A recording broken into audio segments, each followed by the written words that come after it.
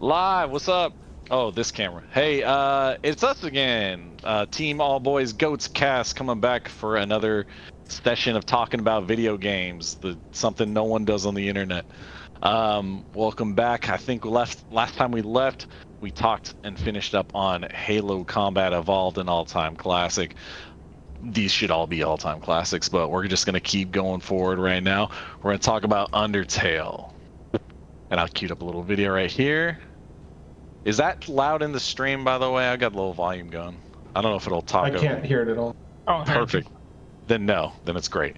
So yeah, Undertale. This one was put up by. Let me get my stuff over here. Yeah, this one was Justin. Oh, and then Dino before he left. So yeah, Undertale is a great game. Justin, this is on your list. Do you want to kind of kick off and talk about why you love this game so much? Nobody else had this on there? Mine came close. I think it's like I've never played it actually. I think mine is like I'm on the extended list, so it's like here, like 61 or some shit. Okay. But you did what I did with like the extra long list. Yeah. Undertale's great. So you can kind of see it's like it's an indie game. It's got kind of like pixely art. The good thing that like Undertale is just full of great characters that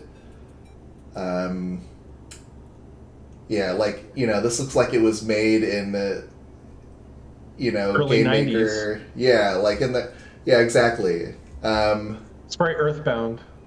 Yeah. Yeah. And there's some combat, and I guess this is like a minor spoiler, but we'll see it here. So instead of attacking the monsters, you can kind of like make friends with them, and they all have personalities, so they all have like a different way to make friends with them, and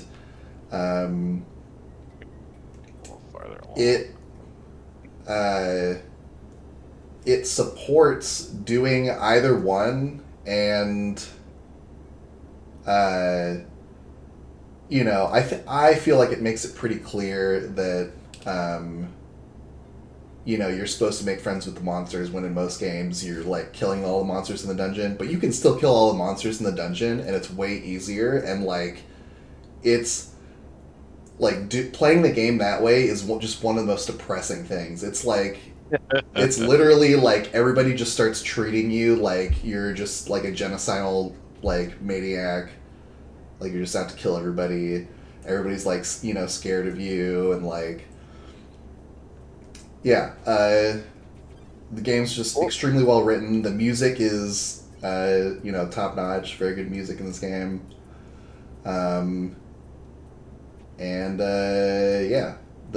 All of that. The story's good. It's about 10 hours long, so perfect indie game size. Yeah, it like doesn't overstay its welcome or anything. It's got different stuff to explore. It's got like I don't want to say like a true ending, but it's got like it's got stuff where like the game ends, but there's like some aftermath where you can see like what happened to some of the characters after the story ends, that kind of a thing. I've never played it before. It's fucking incredible. Josh, I mean, like, I don't know if you want to, if you got something on the top of your head, man, but I can say a few things. I mean, I don't really have much to say about it. Like, I played it. I definitely went the route of just killing everything. Oh. Because I'm a traditionalist, and I killed everything in front of me with pride. And the game didn't like me too much. Yeah. But it was fun. It was a good game, but I definitely want to play it again and play it using my brain more instead of just my instincts. So, Undertale, if you guys didn't know, made by Toby Fox, one person. did everything. The graphics, the gameplay, the programming, the music, which, fuck, this game has incredible music. And I heard that his programming is so fucked up, but since he's like the only person making the game, it wasn't a big deal. But to me, like, there's been a lot of moments in time where you have games that are made by a single person or very, very small teams. You know, Miyamoto with Mario. You know, the id Soft crew with fucking Doom and games like that.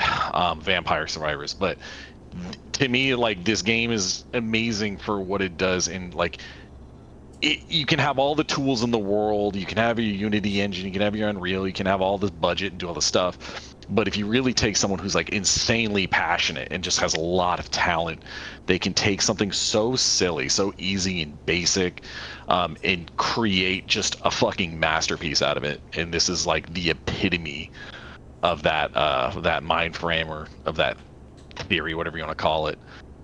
Cause yeah, I played through it. I did the full. I'm a softie. I fucking saved everybody. I didn't kill a single thing. And when I thought I had to kill something, I went looking online. I'm like, okay, hold on. Do I have to kill this thing? You know. And just the game's fucking amazing. It's funny as fuck. It's super creative. One of the things I really like about it too is thinking about how there's kind of like, I don't know if there's like a homily to it, but there's something where like Josh is saying, like, you know, I just want to kill stuff, and they make that part of the game easy. Let me see if I can pull up battles, right? So like you're like the little heart during the battle thing, and you've got to avoid it. If you do a fight, you just do the line, right? You want to get in the middle and do the extra damage. If you do act and you try to make friends with them, it's more complicated. You know, it's like there's certain, like, you have to do certain things and answer questions and do things just the right way. The battles are harder, and there's kind of like something there that's like, yeah, you just want to like you know, kill people, or, you know, maybe in a more practical sense, you know, push people away. You know, you want to push people away, that's easy. But if you want to create bonds and, or, you know, solve problems and, you know, peacefully, it takes a lot more effort. But the reward at the end of the game is so much better. And I think that's really cool. Maybe yeah. I'm just reading too much into it. And like, so another thing is, if you kill stuff, you'll see like the person in this playthrough is killing everything. So if you kill stuff, you gain like levels. If you don't kill stuff, you don't gain any levels, and you stay with like a tiny health bar like the whole game. I wondered about that. I was like, I never went above 20 HP. Mm-hmm. It's crazy that you actually like it with HP levels that low. HP? It's got low numbers. But, oh, my bad. I thought that was like nah. the old Mario, fucking Paper Mario days. Yeah, but there's lots of cool stuff in this game. I mean, like, this game has like more heart and character in it than just about anything that's ever been fucking made, honestly, in video games. It's usually very funny, very, very little amount of cringe, which is like really impressive. You have a game that's like mostly just supposed to be like funny and entertaining and a little heartwarming and or insanely depressive if you kill everything. Well, yeah, it's Undertale. What I was trying to ask earlier is, do you get different endings depending on how much shit you kill or befriend? Yep. I think there's like 3 or 4 endings, yeah. Like, I've never played it, but I know the music is really good. Oh, this song specifically for this level is fucking amazing. But yeah, I remember I got to a point and I was like, I went to Discord and I was like, guys, what the fuck is wrong with this game? It keeps breaking. And Josh like sent me a message, he was like, or is it? I was like, what? And it's like, yeah, one of the last fights, they really like mess with you on that fourth wall kind of way. But yeah, the thing I liked about it too is like every enemy you kill, if you don't kill them, you befriend them or whatever, they show up in the game outside of the battles. Like they're like you literally get to see the fruit of your labor of like everybody being there and in harmony and stuff like that. It's amazing. And Flowey's fucking nuts. Do you even fight? You do fight. This is the last boss. In absolute insanity. Yeah. Great game. But yeah, anyone else got any thoughts or feelings about it? No, Alright. but it is a game that I've wanted to play for a while. It's on the old backlog. I swear I'll get to it one day. Yeah. Absolutely. It is an all-timer. All of that like creepy ass face thing, dude. Yeah. Very fucking Earthbound. Very fucking Earthbound, dude. All right. Go over back to our list. We'll say hello. Pop an Undertale up here. Moving on. Next. Ooh, Metal Gear Solid 2. Oh damn, dude. Bangers, brother. So, Chris, why don't you go? I talked a lot already. This is one of ours. Man, it's hard to know where to start when it comes to a game like Metal Gear Solid 2. We talked about MGS1. Was it last episode or one of the previous episodes? But I would say that MGS2. It's one of the best sequels of all time, but it's also one of the worst sequels of all time. Yeah, I can see how that's. A lot of that has to do with your perspective. Obviously, I'm the person that sits in the former that thinks it's one of the best sequels of all time, and obviously one of the best video games of all time. Otherwise, I wouldn't be talking about it right now. But the biggest rug pull of all time is Metal Gear Solid 2's opening. So right here, Craig is Oh showing... my god, yes. Yeah, so Craig is showing here what is known as the Tanker. Yeah, the tanker here, which is, it basically accounts for maybe the first 2 hours of the game. Before release, they actually released a demo of Metal Gear Solid 2, packaged with this other Hideo Kojima game. It was called Zone of the Enders. It was an early PS2 game where you controlled mechs and did mech battles. But pretty much everybody in the existence of the world that bought Zone of the Enders bought it so they could play the Metal Gear Solid 2 demo, which took place on this ship here. And in addition to this part on the ship, all the footage beforehand, whether it was at E3 or Tokyo Game Show or whatever, had shown footage basically from this part. When the game comes out, people quickly realize that you only control Solid Snake for the first 3 hours of the game. For this, 3 hours? It feels like less. Yeah, I'd say like if you rush through it, like if you know everything, you could do it like in 45 minutes. Okay. But yeah, the game ends up rug pulling, and after this initial episode, you end up taking control of this fine gentleman here, Raiden. A lot of people didn't like him as a character because you go from Solid Snake, who is the stereotypical kind of, ultra masculine badass that's good at everything and hits on the chicks and he smokes cigarettes and shit. Then you have Raiden, who's kind of androgynous, he's more sensitive, he's got girlfriend issues, the whole thing, right? So you're looking at 2001, right? And if you think, gamers are a little goofy now, let's go back to 2001 and people were losing their shit. So moody. Yeah, people are like, dude, this fucking Raiden's a pussy. What the fuck, dude? But you know what?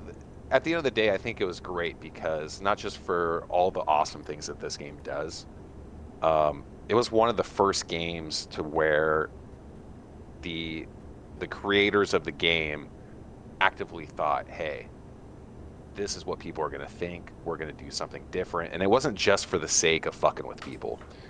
And that has to do with this game's insane story. Bananas. Yeah, it's hard to go into without talking about for about 45 minutes, but it deals with a lot of themes that ended up being prophetic in nature. Right here, actually, it's a little bit after this. You actually see a drone. You see a little kind of propeller, small base drone that would have a little camera and it would watch you. And just the concept of drones in 2001, I was like, oh yeah, that's science fiction bullshit. Okay, fucking Hideo Kojima, next, right? But it goes beyond just little things like having a fucking drone in the game and having them be, actual enemies and existing eventually. Um, there's a lot of themes that are dealt with, whether it's false realities, living in a simulated world, or VR. Um, there's one part later in the game where the characters essentially start talking about what we're experiencing now. An overflow of information in the digital age, and people being unable to sift through it. And spoilers, you later find out that the real Metal Gear is Metal Gear Arsenal, which is a massive AI. And this massive AI is sifting through information in real time and telling people what they need to know, and constructing propaganda, and essentially shaping the world how it wants to. Go right here, by the way. Oh, Fat Man, right here, one of the greatest bosses of all time. He is a fat man in a bomb suit, and he. Dipping that Cabernet. Yep. But yeah, I would say that the. You forgot to mention Fat Man's rollerblades, by the way, because that's a major part of the boss fight. It's actually the best part about him. It is 100%. But yeah, when it comes to storytelling in video games, Metal Gear Solid, it's a very linear story. It's very easy to digest. And the first game, it was, it was kind of a watershed moment in terms of cinematics and voice acting and storytelling in video games. And it's just incredible to see what Metal Gear Solid 2 did, coming out about 3 years later, right? Just think about the time gap going from Metal Gear Solid 1 to this 3 years later. Whereas we're lucky that we even get a sequel from one game to another in 3 years nowadays, right? And with the storytelling, Kojima went all out using crazy abstract concepts that seemed like they were absolute batshit crazy in 2001, but in retrospect, you just look at it and you go, man, this motherfucker called so much shit. And that doesn't even really go into the other things, like the fact that this game has great gameplay, innovative controls, interactive environments to a level that pretty much no other game had at the time. For example, in the big tanker, you can shoot a fire extinguisher and it will shoot off extinguisher fluid, and it can blind enemies if they're near it. To this day, I did not know you could just shoot him with the pistol and knock him down. That's crazy.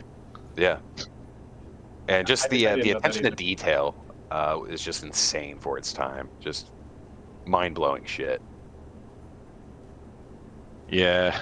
This game, like, gameplay-wise, I mean, like, you're disarming bombs while you're fighting a boss. It's not just go up, shoot the guy. Like, there's dynamic gameplay there.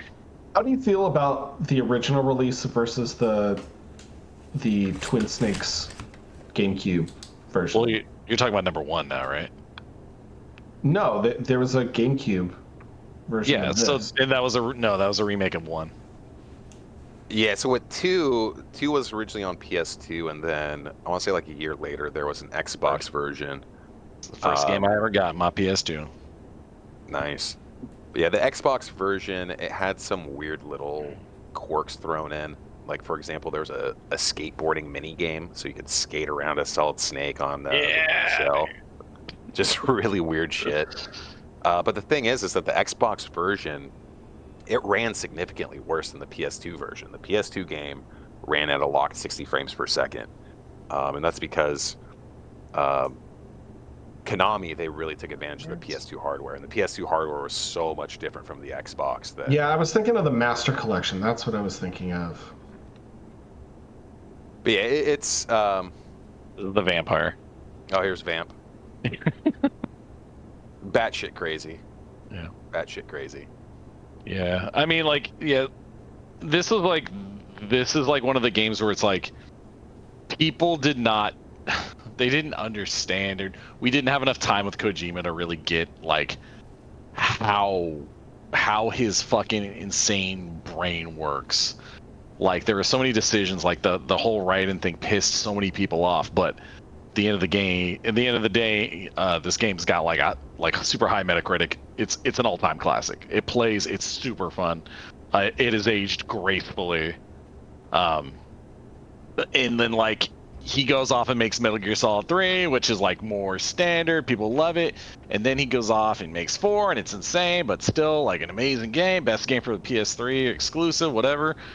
And you know, now he's off making fucking Death Stranding, which is like everybody hated it until their second playthrough, and then like, no, this game is genius. Except for me. I loved it.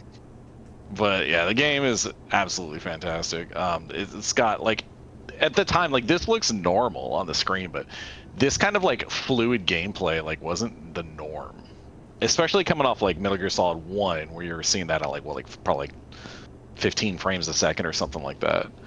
But yeah, just all the crazy gameplay. I mean, I beat this game like 50 times.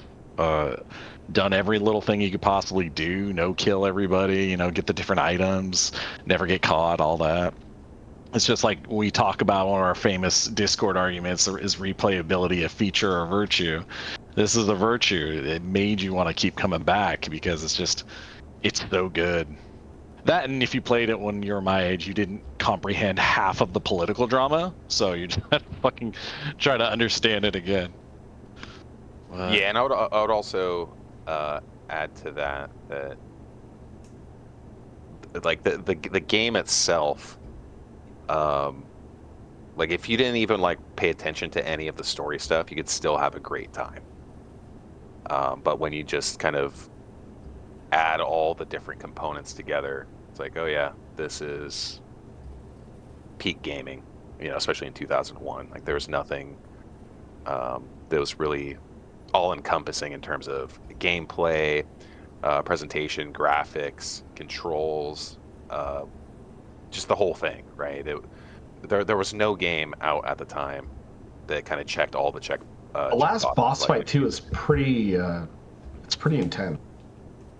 Yeah, the whole, there's a few kind of last sequences that are just crazy, right? You know, at one point you're shooting rockets at all these different Metal Gears, then before you know it, you're sword fighting in the middle of, you know, buildings in New York. Cyber ninjas and shit, yeah. Yeah.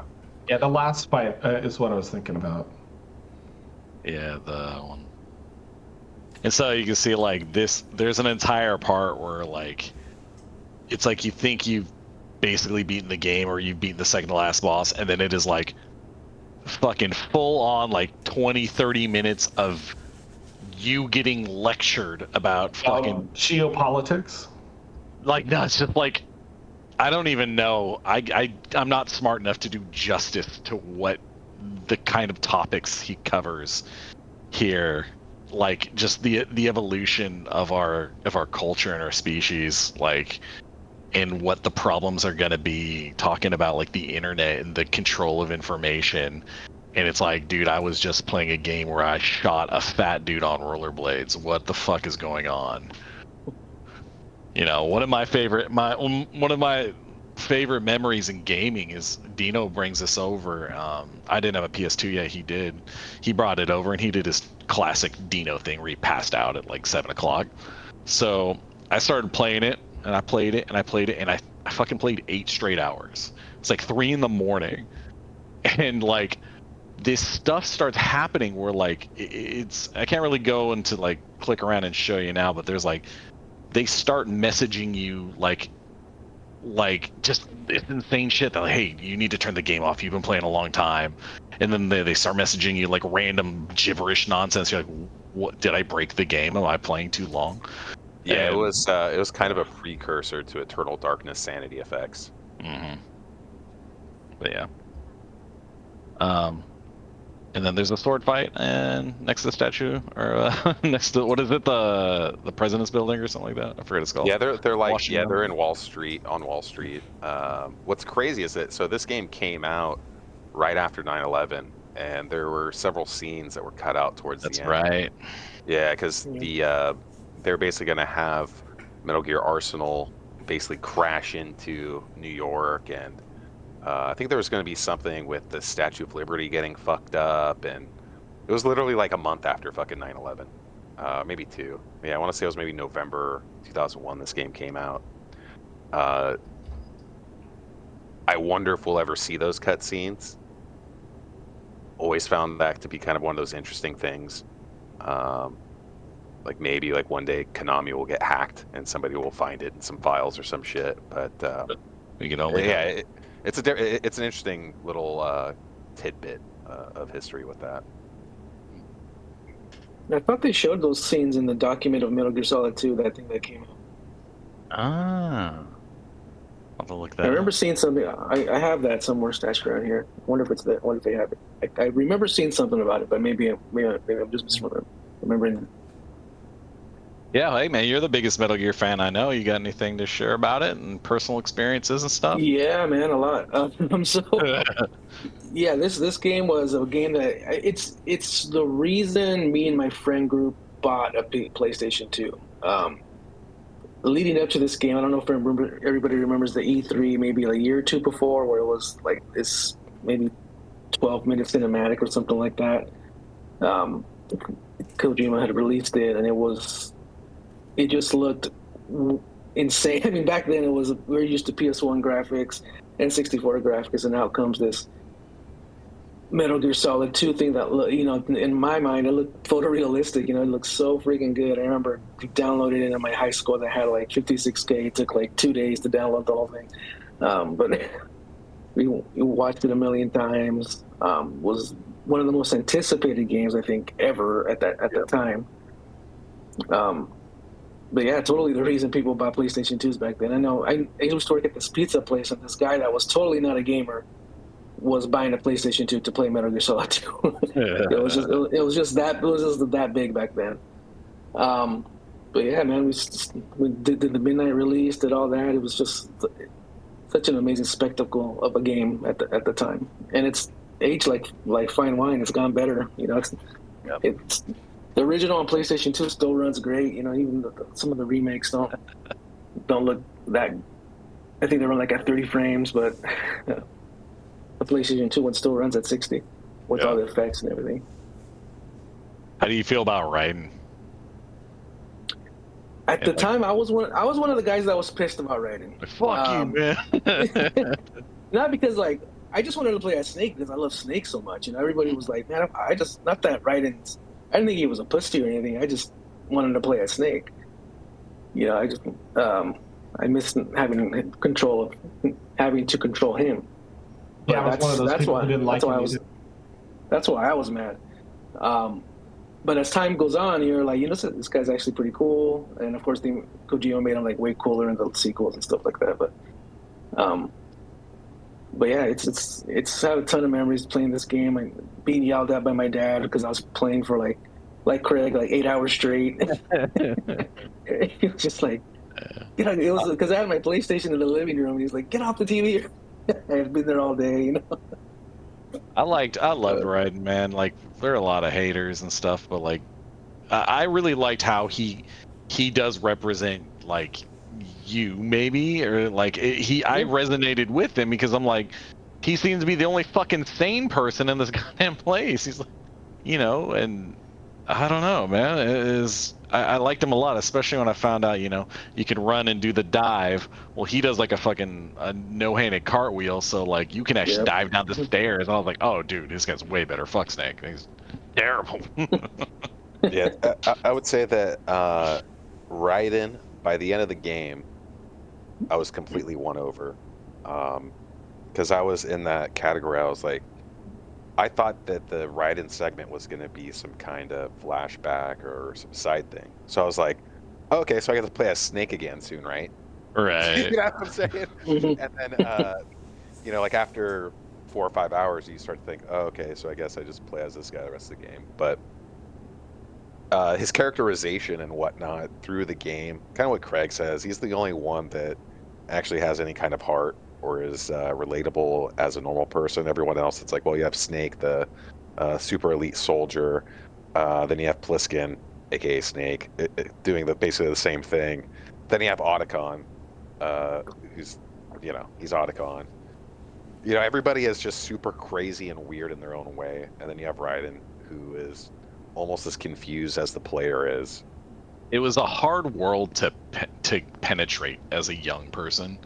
It's like, playing Metal Gear Solid, you're like charitably saying like that, like, like I understood like 40% of the political drama, and like and then you come into this game where everybody's all established now and stuff has happened behind the scenes that you haven't seen, and all the stuff's happening, and you are the guy who's like, what have I gotten myself into?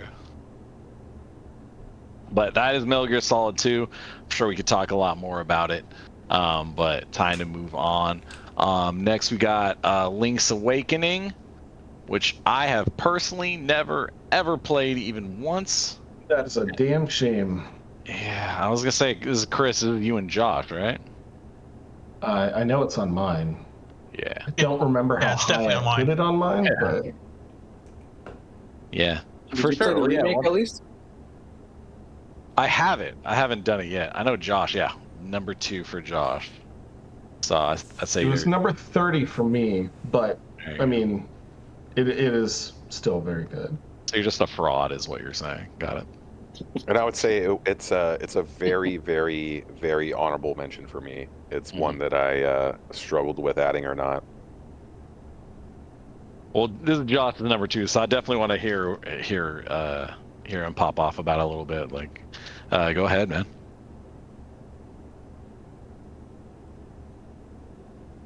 Oh, are you there? Or did you mute yourself again and forget? Hey, Fucking disconnected. Discord. can you hear? Yeah, but you kind of sound like a No, robot. or Robo Josh. Yeah. I wonder what's going on. Turn off the torrents, maybe. here? Can you hear me? You're coming in and out, man. You're definitely lagging pretty hard right now.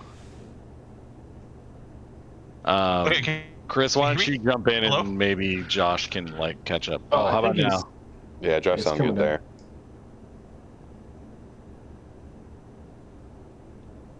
Is he Okay. back? He says his internet is shit. Oh, okay, that sucks. Yeah. Okay. Well, go ahead, man. you hear me? Yeah, No. yeah, you're here. Nothing? Yeah. Yep. Yeah, we can. Yeah, Josh, hear you're you, good. Josh. Go ahead. Give it one more try. Okay. Can you hear me? Okay. There you go. Anyways. So, yeah, Zelda Link's Awakening. The game. Yeah. Oh, there it is. I think I got disconnected, right? Mhm. Can you still hear me? Yep. I'm pretty sure I Yeah. got disconnected. Yeah, I can hear you. Oh, brother. All right, hey, Chris, go ahead, man. Let's let maybe Josh's internet issues. Wait. While you're talking about it. Okay. Or I did you back? fix it? You sound back. Well, there's nothing to fix. It's just really crappy internet. You were Okay, a robot for like a hot second. No, you're back to a robot. So, yeah. If you want, you can also Fantastic. use your mic off your cell phone. That works really well. Or close this. If you have the stream open, you probably have to close the stream. Yeah, that probably. Oh yeah, that'll do it. Yeah, let me Close the stream. see if that helps. Okay. Let's see if that helps. Yeah. Okay, can you guys hear me? Yes. Yeah. All right. So Zelda Link's Awakening. I don't remember how I came about it, but I just remember somehow it ended up like in my hands, and I started playing it, and I didn't even know the game existed. I didn't even know there was a Zelda game for the GameCube, and I started playing it, Game and Boy. the game's just so good. It's really solid. Am I breaking up again? No, you said GameCube. Hello? Oh, Game Boy. Game Boy. So, anyways, the game's just really good. It's a really good, solid Zelda game, especially if you consider like when it came out, and the fact that it came out like on the original Game Boy. That's how I played it. Like I've played, like Zeldas on the NES, and I remember not really liking them too much, just because I was like a little kid and I couldn't figure it out. And what I didn't know was that you were supposed to keep the manual. But like any kid back in the '90s, as soon as you got the game, you ripped the box open, threw it away, the cartridge. Yeah. So me and my cousins were never able to beat the game. I'm like, that game's stupid. And then next thing you know, I end up with like Link's Awakening, pop it into the Game Boy, and you didn't need the manual to beat the game. You just kind of like naturally progress through it. It has a really good story. To pretty much sum it up, Link washes up shore on an island, and he gets discovered by this town, like the town girl who like rescues him and stuff. And he starts hearing these stories about how on top of a mountain there's a giant egg, and inside the egg there's like a sleeping I think it was like a fish or a bird, but there's like this like sleeping monster inside the egg. And the folklore is that that island is actually just it's the dream of the fish, and if someone ever wakes up the fish, then the dream ends and all the people on the island disappear. So you pretty much you go throughout the game working your way through the island, up the mountain, and you eventually you confront the fish. I won't say the ending, but I don't know, it's just a really, really, really good game. Like I loved it. It made such a big impact on me as a kid. I've played it so many times. When they re-released it on Game Boy Color, I bought it for Game Boy Color and played it again. And then I have it now on the Switch. I've beaten it like 2 times already. It's just one of those games where I keep going back and playing it. And I just feel like, as far as Zelda games go, or maybe even just games in general, it's super underrated. I think nowadays people are kind of starting to come around and like playing it. But for the longest time, whenever I talked about that game, people either A, thought I was lying and that the game never existed, or B, Usually A, never played it. Yeah, a lot of people just like, no, there was no Zelda game for Game Boy. Like, yes, there was. It came out in '93. Subscribe to Nintendo Power. Yep. I played it when it first came out in '93. I think it was like 4th or 5th grade. I want to say something like that. Mm-hmm. See. But yeah, it's solid. It's a solid game. I really like it. Yeah. If any of you guys have played it before, you should play it. It's on the Switch now. Buy it for the Switch. Whenever you have downtime, just play it. Yeah. It's another one of those like. It's one of those like showcase games where it's like the Switch, has a Nokia fucking brick CPU in it, but it can. They're so good at their art that this looks gorgeous. It's funny because this is the exact same art style as Echoes, the new one that came out. Right. It's like the exact same art style. Like I think they just copy pasted the assets for this into the other one, which is fine. It's not a complaint. But I don't know. There's like a part of me that can't play this remake because it feels so foreign from what I know is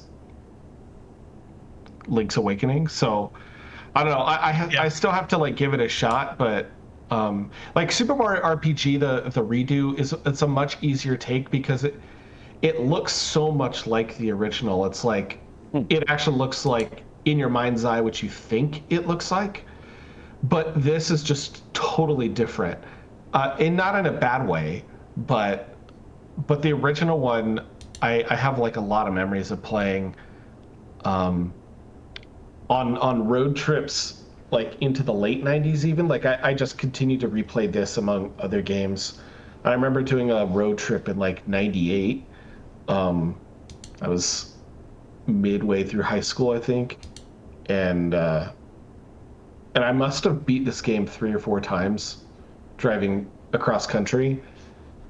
There's just something about this game. It's like so simple,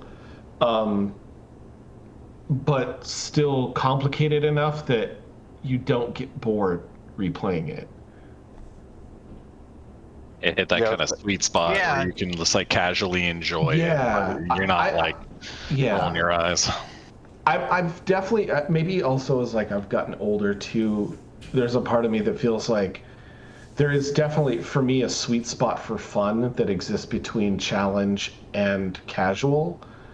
And I, for a long time, kind of struggled with that. You know, I tended to err more towards the like, oh, well, if it's not hard, then it's not good. But I definitely wouldn't say that's the case anymore. I think something that challenges you enough that your brain isn't turned off, but is still easy enough that you can kind of get through it if you're not a complete retard. I think that's kind of like the sweet spot. And I think this game, kind of as you said, kind of hits that perfectly. It's like it's quintessential like Nintendo game design. You know. It's, 100%. It's accessible, approachable, but you're not going to fall asleep to it. You know, and it's got all charm and gameplay. It's definitely the kind of game that when you're really little, when you're 10 years old, the game is definitely feels a lot harder. Yeah. But, you know, as a dad in his 40s, it's not really that difficult. But, you know, then is it like because the game itself is actually not hard, or is it because I've had 40 plus years of gaming time to learn basic game mechanics? I don't know which is which, but I feel like this definitely kind of strikes a good balance. And I think because the Game Boy is only 2 buttons, right? So it's really simplistic. You really only have 2 button options for what to do. You know, even for the Super Nintendo one, you had your sword, but then you also had your items that you could use, and then you had charge, and then you had shield. So I mean, you still had other options, but this is like it's very bare bones. I think the bare bones actually makes it easier to pick up as a game. What's interesting about it is that technically, I would say that Link's Awakening, like in terms of mechanics, is actually more complex and layered than actual Link to the Past, right? It's just that they were able to do such a good job of streamlining it and condensing all that gameplay down to 2 buttons. Because basically what you're able to do is you open up your submenu and you can assign anything to one of those 2 buttons. Like whether it's your sword, right here the person has if you were to go back to the Game Boy version, you just have A and B, and you can assign your sword, your shield, and whatever combination of 2 different items. And there is this kind of layered, complex simplicity of it. It was the first Zelda game, especially a 2D Zelda game, where you could actually jump manually. You know, you'd get the feather. Yeah, it was huge. That was one to pick just because he could jump. Yeah, and it's just insane that Nintendo was able to pull it off on the Game Boy initially. Because, you know, there's some things that Link to the Past, you know, the map is a little bit bigger, and, you know, you have the Dark World and whatnot. But Link's Awakening actually has a few more mechanics, right? And, you know, there's this one dungeon, it's actually this one here. It's this giant tower, and you see those columns there. There's this whole mechanic where you're trying to knock down the columns with this ball. You have a metal ball that you have to solve puzzles in order to get the ball to those pillars, to throw the ball at the pillars to knock them down. Like, that's something that... On the Game Boy. Yeah, and Link to the Past. Actually, like this room here that you're showing with the card face monsters here, where like you got to hit them to match. Like that's actually kind of a complex thing to put onto a Game Boy if you think about what the Game Boy could do. You know, it's a lot. Considering how small the machine is. Exactly, and there's some story about how Link's Awakening, it started out as the Game Boy, one of the Game Boy teams, they were working on a port of Link to the Past to the Game Boy, kind of on the side. It was like an after hours like side project fun thing. And eventually, I guess the higher ups were like, "Hey, how about you just turn this into its own game?" And yeah, I mean, just considering like the limitations of the hardware, and just the origin story of how it was developed, it's really just an incredible game, and everyone should play it right now. Right now. Yep.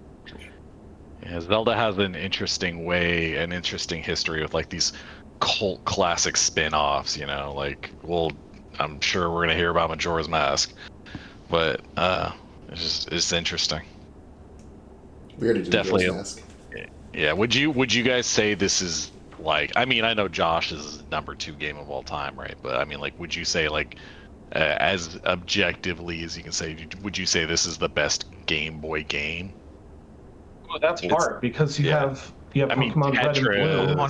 You have Super Mario Land. You have Wario Land. Like, you have a bunch of these games for regular Game Boy that are like, the Metroid Game Boy game is quite good too. I mean, there's a lot of really good Game Boy games. It's not that easy. Okay. I think Castlevania 2 is pretty good on Game Boy, if I remember right. Like, there's a lot of actually really good, solid titles. And Tetris. This is what Tetris came out on first, was the Game Boy. This is the first thing that Tetris got released on. And I would say Tetris is like one of the most iconic games on this list today, you know? So, I don't know if I would say the best. But I would say one of the most beloved. Yeah. Even though I love this game to death, I would say that Pokemon Red and Blue is probably the best Game Boy game, because there was nothing else like it at the time. As were with Zelda, you know, there were other Zelda games that you could play on Nintendo, Super Nintendo, but Pokemon was Pokemon. Version of Link to the Past. Yeah. That was. Yeah. The only way you could get Pokemon was through the Game Boy. It was made for the Game Boy, and I think in my opinion, Pokemon Red and Blue was the best Game Boy game. Yeah, thinking about it, if I were to go, everybody should play this game. Yeah. Thinking about if I were to like start doing like a Game Boy collection again, it for me would just be like Tetris, this game, and maybe Pokemon Red if I felt like it. But yeah. Anyone else got any stories? Tanks on Game Boy is also quite good. All right, Legend of Zelda: Link's Awakening. Fishes and sleep and stuff. Zelda: Link's Awakening. All right. What do we got next? Oh, Xenoblade Chronicles. What a game. What a game here. Yeah, let's talk about Xenoblade Chronicles. I pulled up footage from the Wii version. There is a Switch remake, but this game was so monumental for the Wii, it felt better. And I'll put some other footage of the Switch version. But yeah, to me, like, this game, I had heard about a thing called Project Rainfall, I think it was called. And it was, I remember just hearing news about it on the internet. I was like, yeah, they're really pushing for these incredible, like, Western, you know, Japanese RPGs and stuff that never came to America. Really, really pushing for it to come out here. I was like, oh, okay, that's really interesting. And found out it came out and got myself a copy. And Chris, I think, did we get it at the same time? I know you beat it way before I did. Yeah. I'll go back and... The Xenoblade, you said? Yeah. So going back to the Project Rainfall stuff, I'll kind of sum it up real quick, is that this was relatively late in the Wii's life cycle. We're talking around, I want to say it was like 2011, right? And there were 3 games that didn't have scheduled release dates for the Wii, that, like Craig said, were, you know, Japanese developed games. There was this game called Pandora's Tower, kind of reminiscent of maybe like a 3D Castlevania game.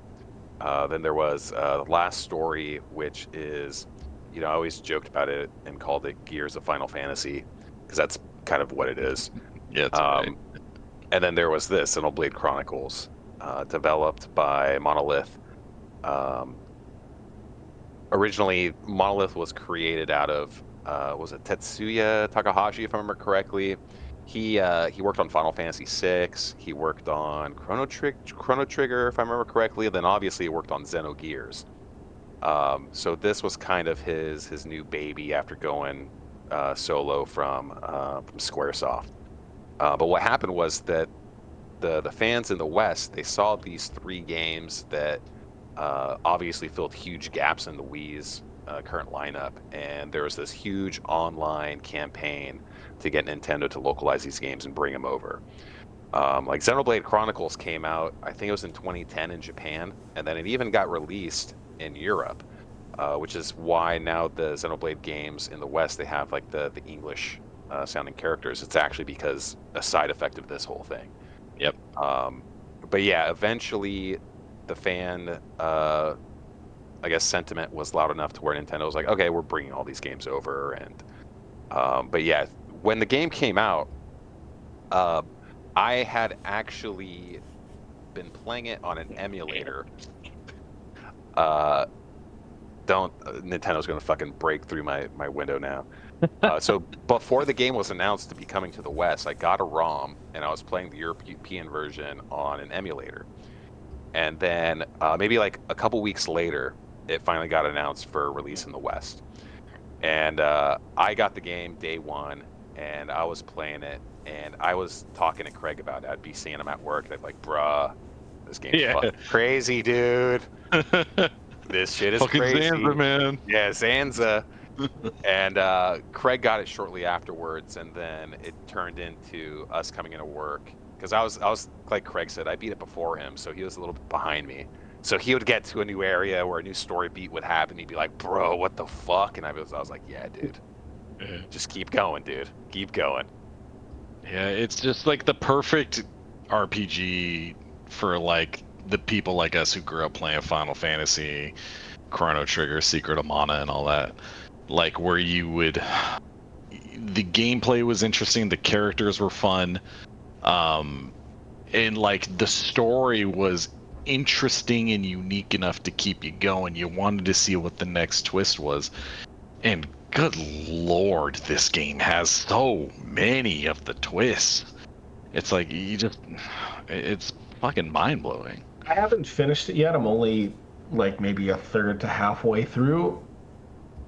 But from what I did play, because I got it on your recommendation, it has been really fun. I guess if I had to offer one criticism, it would just be that the computer sucks at playing the computer. Oh yeah. And you can't tell the computer what to do. So it just does whatever, and it does a really bad job, which means you basically are stuck playing as the tank the whole time. Yep. I think I ended up beating the game as one of the healers, because I was like, the other two, like the stupid tank is going to tank stupidly, the stupid DPS is going to not take threat over the tank, so I need to make sure they don't both die. And so I'm pretty sure that's how I like fucking beat the game.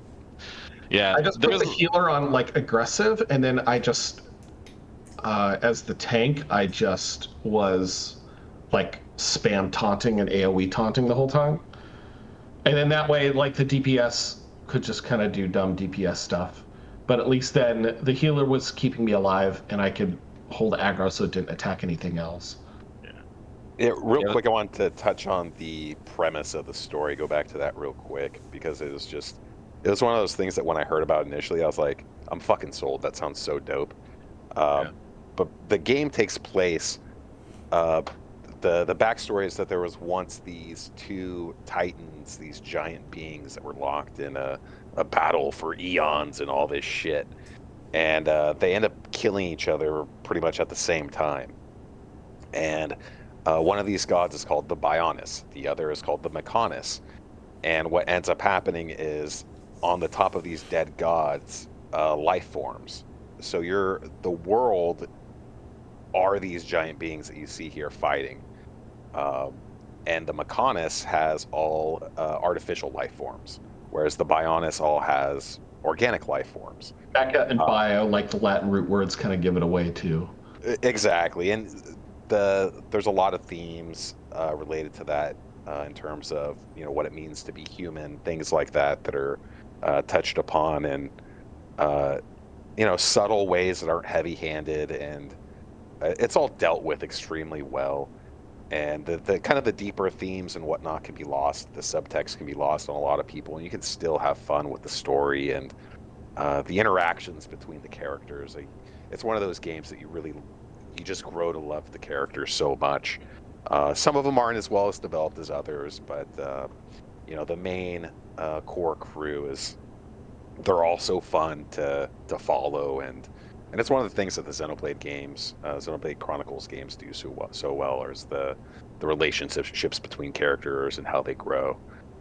It's one of the things I would say that these games do better than most modern RPGs. And really, it's not just writing and it's not just voice acting, but it's kind of the whole package when it comes to the character development, with these games, and especially the first one.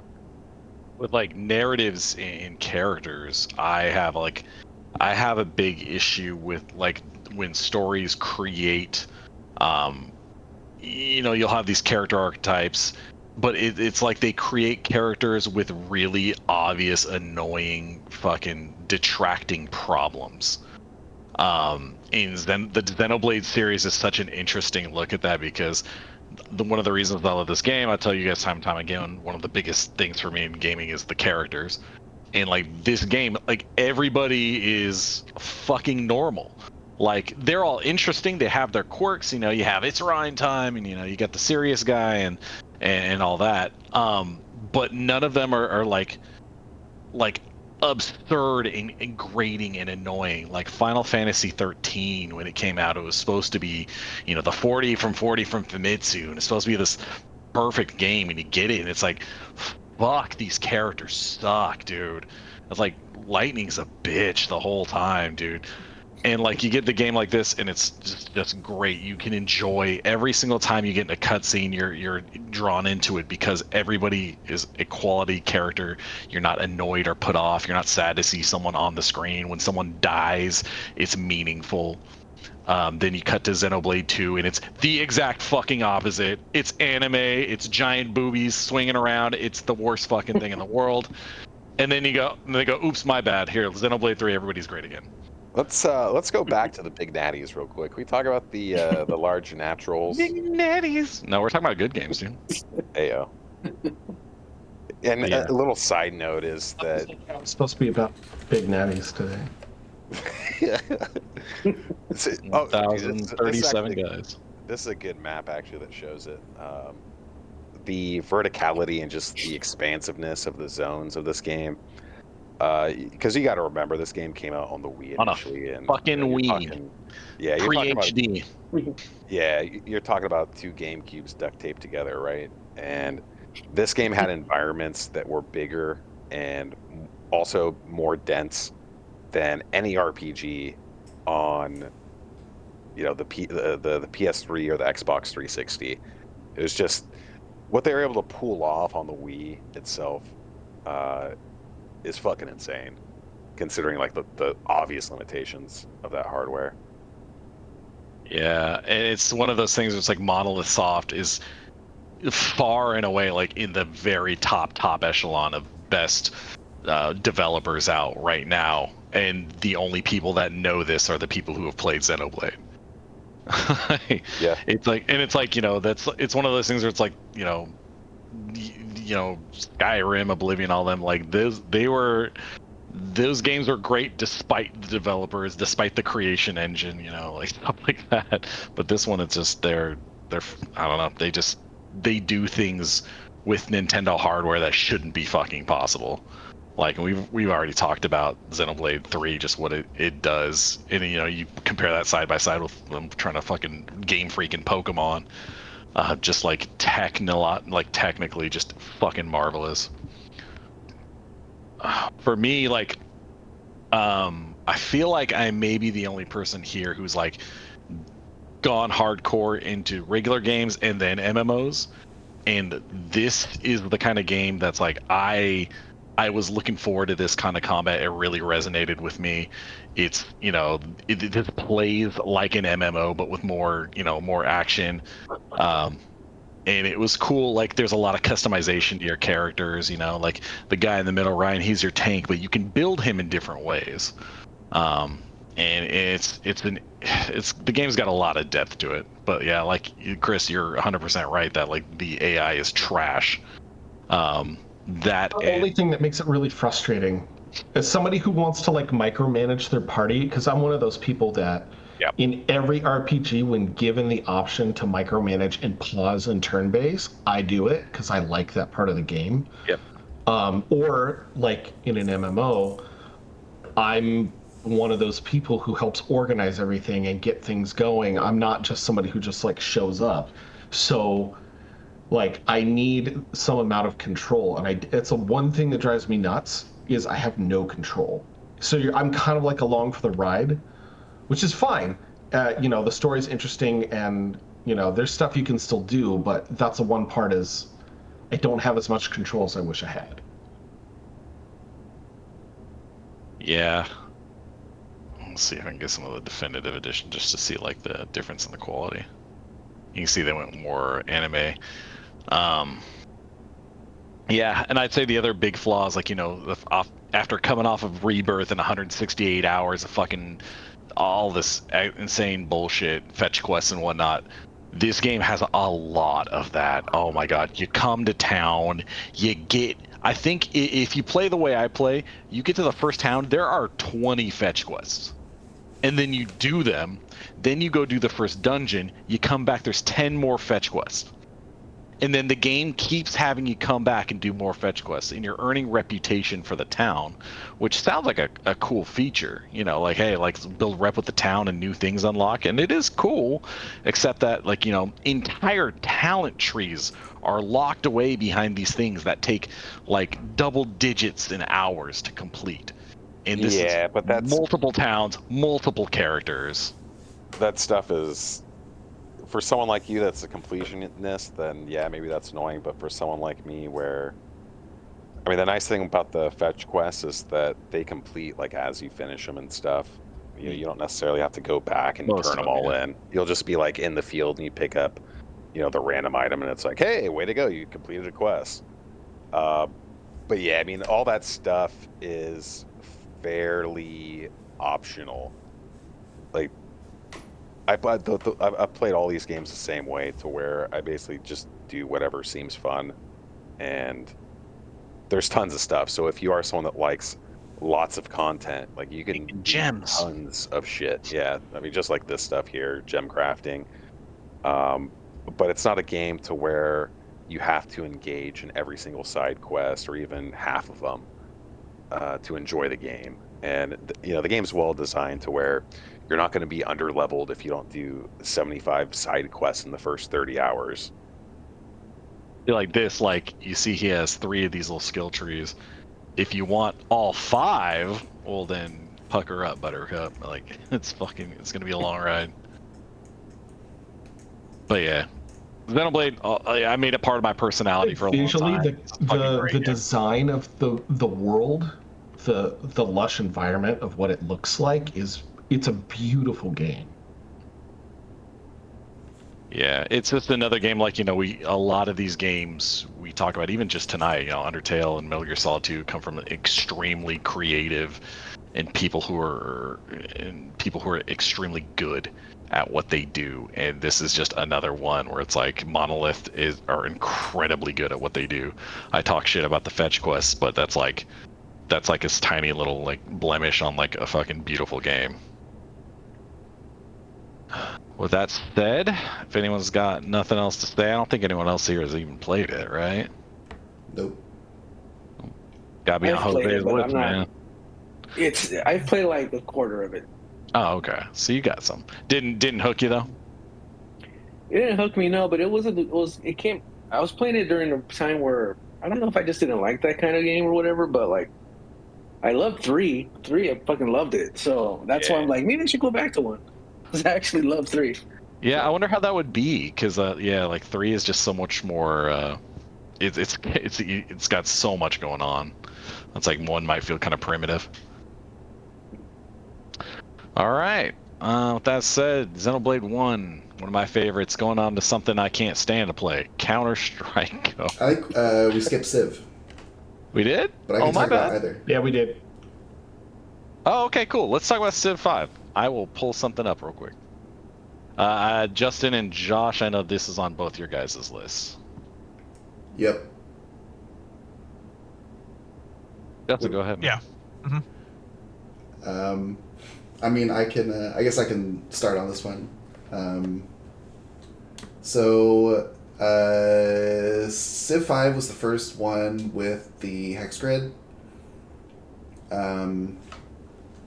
which is like what all the modern Civs have. Everything after it has the hex grid, and it was. I was torn whether to put 4 or 5 on the list, because 4 was like people were kind of saying about, or like people were kind of saying earlier, Civ 4 was like really, really hard, and it was like really rewarding because it was really challenging, but Civ 5 was just so flexible in the way that you can play. I feel like this Civ is probably the best one at having all of the different ways that you can win in Civ being viable. Yeah. Let me ask you. So, it was funny because I started it like the Sid Meier audio book, like the biography, and it starts off just saying like there's been 1 billion hours recorded on Steam alone for Civ 5. Yeah, but one thing I don't ask you, so like I've never gotten into this series. It's not because I didn't like it or I'm put off by it, but it was just it was really, really like deep and dense, and I've never had that appetite to really sink some commitment into it. Like, to me, this looks like the digital version of like Settlers of Catan or something like that, where it's like you're getting this land, you're expanding it, you're making farms and stuff like that, and you're talking about different win conditions. So this is not like a single player game? This is like something like when you start a game, is there a campaign, or are you just kind of doing these like skirmishes that take forever? Usually it's skirmishes. I can't remember. I don't think there was really a campaign. I think some of them have had campaigns. I never play them. I always play the skirmish mode. I think most people just play the skirmish mode, where you get a map and it's you versus, however many other players, whether they're AI controlled or whether it's real people. I usually just play versus the AI because it's fine. I don't know. You don't need to like wait for other people to do their turn, and like playing with AI lets you, because all these games can get super long, so being able to like just save and walk away is like really nice. Okay. But yeah, this is the kind of cliche around Civ is it's one of those like just one more turn games. So this was another benefit that I think 5 had over 4, where you just kind of how do I put this? There's like just always something interesting happening. So like it just seems like the way that they paced everything was really good, to where you start a new city, and then when you're starting a new city, there's like a couple different build paths. There's like a couple different ways you can set up a new city. And then it's like when the city grows to like a medium size, you start like just kind of naturally running out of things to do. It's one of those things where like the first couple buildings are like really cheap, but then like once you get more advanced stuff, it takes longer. So like by the time the city is a medium size, you're like kind of running out of stuff to do. But like at that point, you've got some units, and like they're probably finding like another player, so then you're like looking at what that other player has, and just and it's not even like, most of the time I think for most people it's not even like strategizing really. You're just looking at their stuff and being like, oh cool, they have this and this and this and this, or you just roll up and they have like a ton of units, and you're going like, oh well, they're like right next to me and they have a ton of units. Like I'm like maybe I should, change. Maybe I should start building some more units. But it's like,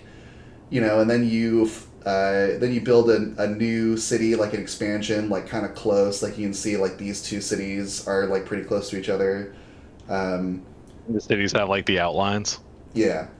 So like, now you have a new city, and maybe you want to go like a slightly different build path, like because of the way the terrain is. Maybe it's like closer to the ocean, or maybe you don't even care about that. You just want to do something different from your first city. Like it's just very like you can just kind of do whatever you want, and cool stuff will happen. And I think it's just paced really well to where when one thing is starting to slow down, like another thing's starting to pick up, and it's like, I did my exciting stuff over here. Now I'm kind of in like maintenance mode, and like every once in a while I'll do something cool, but then like now all the action's happening over here, and like I'm interested in over here, and then and like you can have games and maps with like 8 people, I think. So it's just it can just go like forever and ever and ever, and all the different civilizations have just like slight little quirks to them, but they can all pretty much do everything, but they're all like they've all got like a special unit. So you can play around that if you really want to, like if you really care. But yeah, it's so just like yeah. Is this the kind of game where it's like every game ends like I see soldiers going up and shooting arrows and stuff like that? Like, can you play like 100% passively, or is it just like you're gonna have an army at some point? You can play 100% passively if you want. So the thing that I think is really cool about Civ is the different victory conditions. So like if you want to, you can build units and like crush everybody else. You can do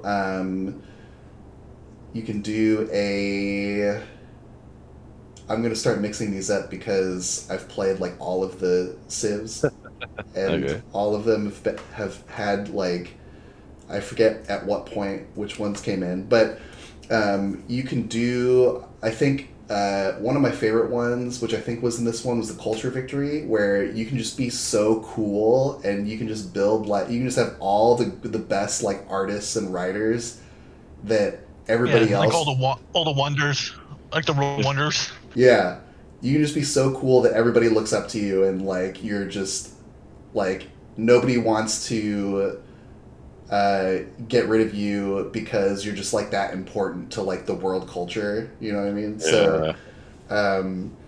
So you can do like a culture victory. You can do like a religious victory where like everybody just follows your religion, and like all of these things like are around, but like I feel like you don't have to really interact. Like you don't have to interact with everything if you don't want to. Like you can like not care about the religious victory at all, and like at some point you will start noticing like, oh, this person's like really getting close to like a religious victory, like they're starting to go ham, and like then maybe you want to like start fighting them a little bit, but it's not like you get blindsided.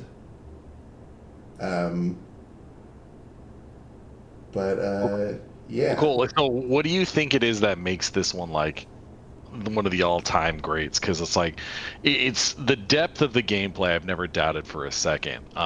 But is this it seems like there needs to be I'm missing a little something where it's like, yeah, I'm just doing these skirmishes against the computer, but it's like I guess it's like an online thing and people do go for rankings and stuff like that, and it can get super serious. Is that a big part of it? I would say it's a big part of it. It's not something that I ever did, but I know people that like they only play it online. I don't know, Like Josh. League and Dota, right? Like I don't care to be competitive, but I recognize that game is as big as it is because of its competitive scene. Yeah, for sure. I don't know, Josh. Did you play online? or did you play single player? I played. I mean, it depends on what mood I'm in. Like, if I just want to fight, then I would go online. But if I want to just have more of like a god complex, then I would play against AI. Because for me, that's the rush I get. And between the two modes, I like computer mode better because you essentially get to play God. You get to decide where a city is going to be born. You're going to decide which city is going to get that focus. You build farms around that city, and the way the matches unravel, sometimes you will go to war, and there's, like Justin was saying, there's gameplays where you just never go to war, and it's kind of funny because I think the maps are all just randomly generated, so sometimes they'll create this like continents where like everyone's just like isolated from each other, like every continent's its own island, and when that happened, or that's usually the not best like this with like example Polynesia. of like. Yeah, it's like, well, since everyone has their own healthy chunk of land, no one's really threatening to take over yours, and then you just naturally progress with no war.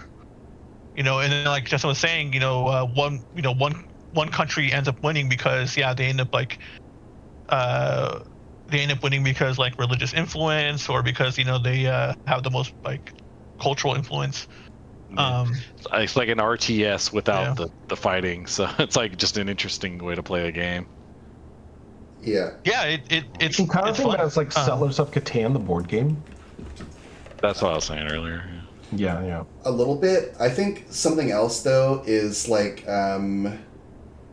if you can find some gameplay of like the end of the game, like what the end looks like. Don't know. But basically, like, so you start out in like the Bronze Age, and you have all like the Bronze Age things, and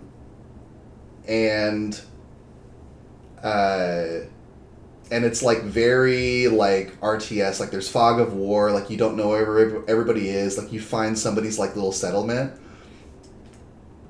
and there's just the game just kind of like keeps changing and keeps shifting. Like this is the end of the game where like it's like modern ages, and you have like tanks, and like the whole map is like revealed, but there's still stuff to do. Like you can send spies to other like cities, and like the spies will tell you like like what they're doing, like what they're working on, or they can like sabotage them, or so it just I don't know, it just there's always something new, always something interesting. The game just like scales like no other game. Like there's just like constantly like more stuff to do, like more interesting things happening, more like mechanics that become more and more, like it starts to phase out like the old like kind of mechanics that are around the older units, and it starts to phase in like the newer units that have like different mechanics, and it all kind of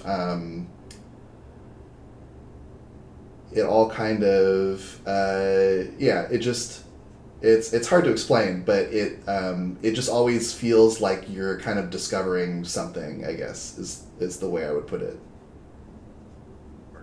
When you play, like you get to pick a hero class, right? Or like a hero sort of leader, right? Yeah. Is there one that you Warmonger Gandhi? Yeah, like is there one that you always like to do, and then like, because I knew somebody who always picked Gandhi and then would always nuke other countries, which I thought was really funny. But is there some sort of like a world leader that you really like to pick, that's like really fun, or is that different than the one that you would pick because they're quote better? Are they simpatico, or are they different? I played so much Civ that I don't know. I played like kind of everybody, but it's definitely like this for me. There's a lot going on, and it is like a really deep strategy game. But for me, it like Josh was saying, for me this is like even less about being good at deep strategy and more about like doing things like being Gandhi and nuking everybody.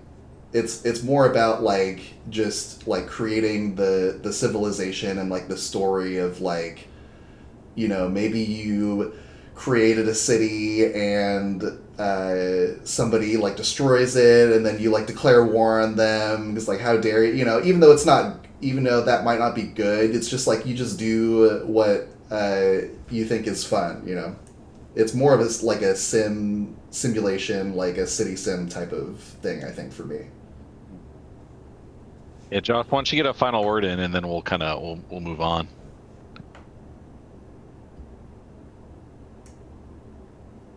Or maybe not. I wanted to know. I remember he would play games with Oh wait, hello. There we go. Oh yeah, I can hear you now. There we go. I thought my mic was muted, and I pushed the button to unmute it, but apparently I just muted it. But anyway, dude, Civ 5 is great. Dumped lots of hours into it. And the thing I will say is that looking at it, it kind of looks daunting, and like you were saying, Craig, like, oh yeah, it's really, it's really deep or it's really in depth, but it's not that in depth like you think it is. I mean, it can be, and I guess that's the thing that's nice about it. Like, you could enjoy it on the surface level, and if you want, you could really dig your claws into it and open up the game more. But it's not like, it doesn't have this crazy learning curve. Like, you could seriously just go in there. It's like fucking around with ants on a sidewalk. You could just go and have dumb fun watching them and crushing them and burning them with magnifying glasses. It's the same thing. Or if you want, you could turn it to the like crazy in-depth strategy game. And I think Civ 6 is kind of missing some of that magic, and that's why when Civ 6 came out, I played it for a bit, and I actually ended up going back to Civ 5 because it missed some of that just basic fun magic of just going to war or just watching your little empire grow. I mean, in Civ 6, it does that, but I don't know, it didn't hit the same way Civ 5 did. So yeah, even to this day, I still just play Civ 5 when I get in the mood to play those kind of games. Yeah. I'm the same way with The Sims. Like, they made a bunch of them, but it's like, nope, it's got to be number one for me. I don't feel good playing anything else. Yeah, I also thought 5 was still better feel than like The 6. Sims. Yeah. Dope. All right, well, Civ 5. Moving on now to the game that I thought we were on before, but we are on one of the all-time classics, Counter-Strike Go. One more thing. Civ 5 is actually a really good. It's a really good LAN party game. If so like you get a LAN party and you play one game. I mean, you could, but it's a really good LAN game. Like when I used to go to the LAN parties in Sacramento, there'd be like 8 of us that would get together and play it, and it was really fun. So okay, now that's it. Yeah, no, and I remember you and the boys would play, and you try to get me on, and I swear your guys' games would like go overnight or some shit. They could. Yeah, they definitely could. But if you have that one friend that's playing that's just like a huge asshole, they would straight up just like army up immediately and start attacking you. So a game could end pretty quickly if you're playing with an asshole. Yeah, it seemed like a good parallel play game. Like, I remember we used to play the World of Warcraft board game, but then I would notice that the way you play it is you ignore everybody else and you just focus on your character and what you want to do and what quests you want to do, and then sometimes you'd look up and someone would be with you or against you, and you'd be like, oh, okay. And it's like one of those games like when you really want to build a lot of your own strategy and then have some interaction with other people. Yeah. Anyway, so CSGO, not one of mine, but all-time classic. No one needs to be told that. Who are we looking at here? Who put this on their list? Me. I know.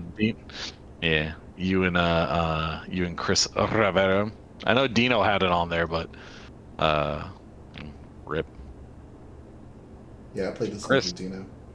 Yeah, Chris, why don't you go into it, man? You taking a break? Yeah, dude. I mean, for me, the one that I really also, Josh, he kind of set this one up pretty well, mentioning the LAN party aspect.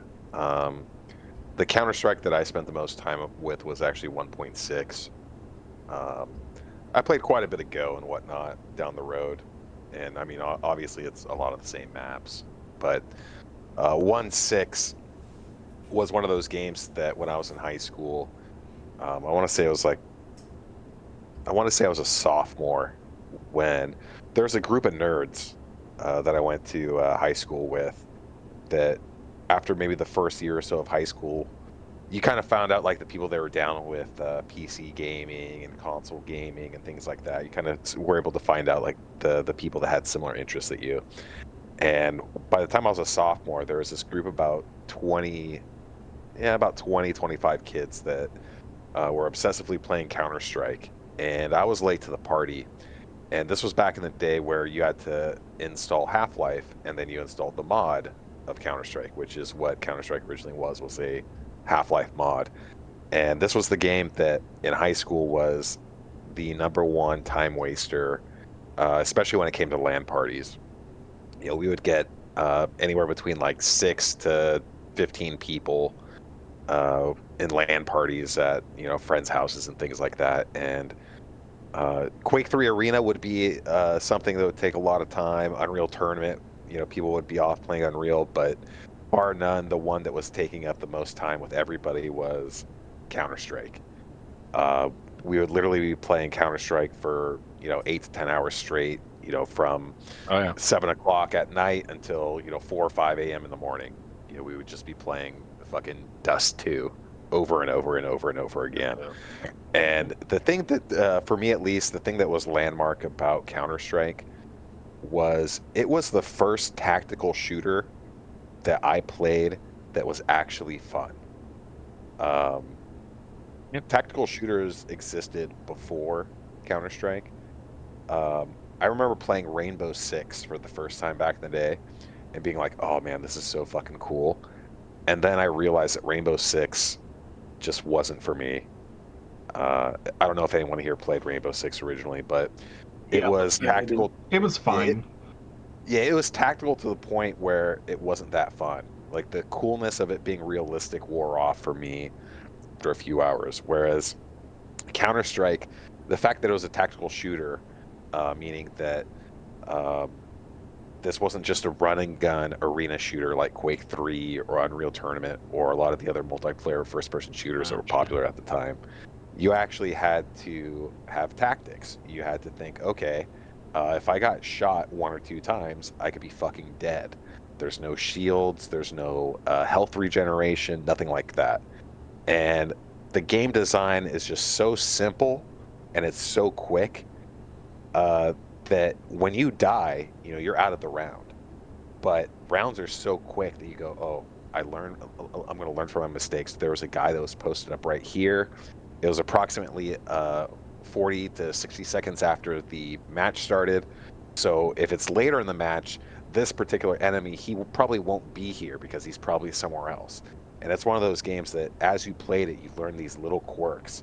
And you would feel like you learn these little secrets. Be like, oh, dude, if I sit right here with this gun, and within 20 seconds of the round starting, 100% somebody's going to be coming around the fucking corner here, jumping, trying to pick somebody, and I'm going to pick them instead.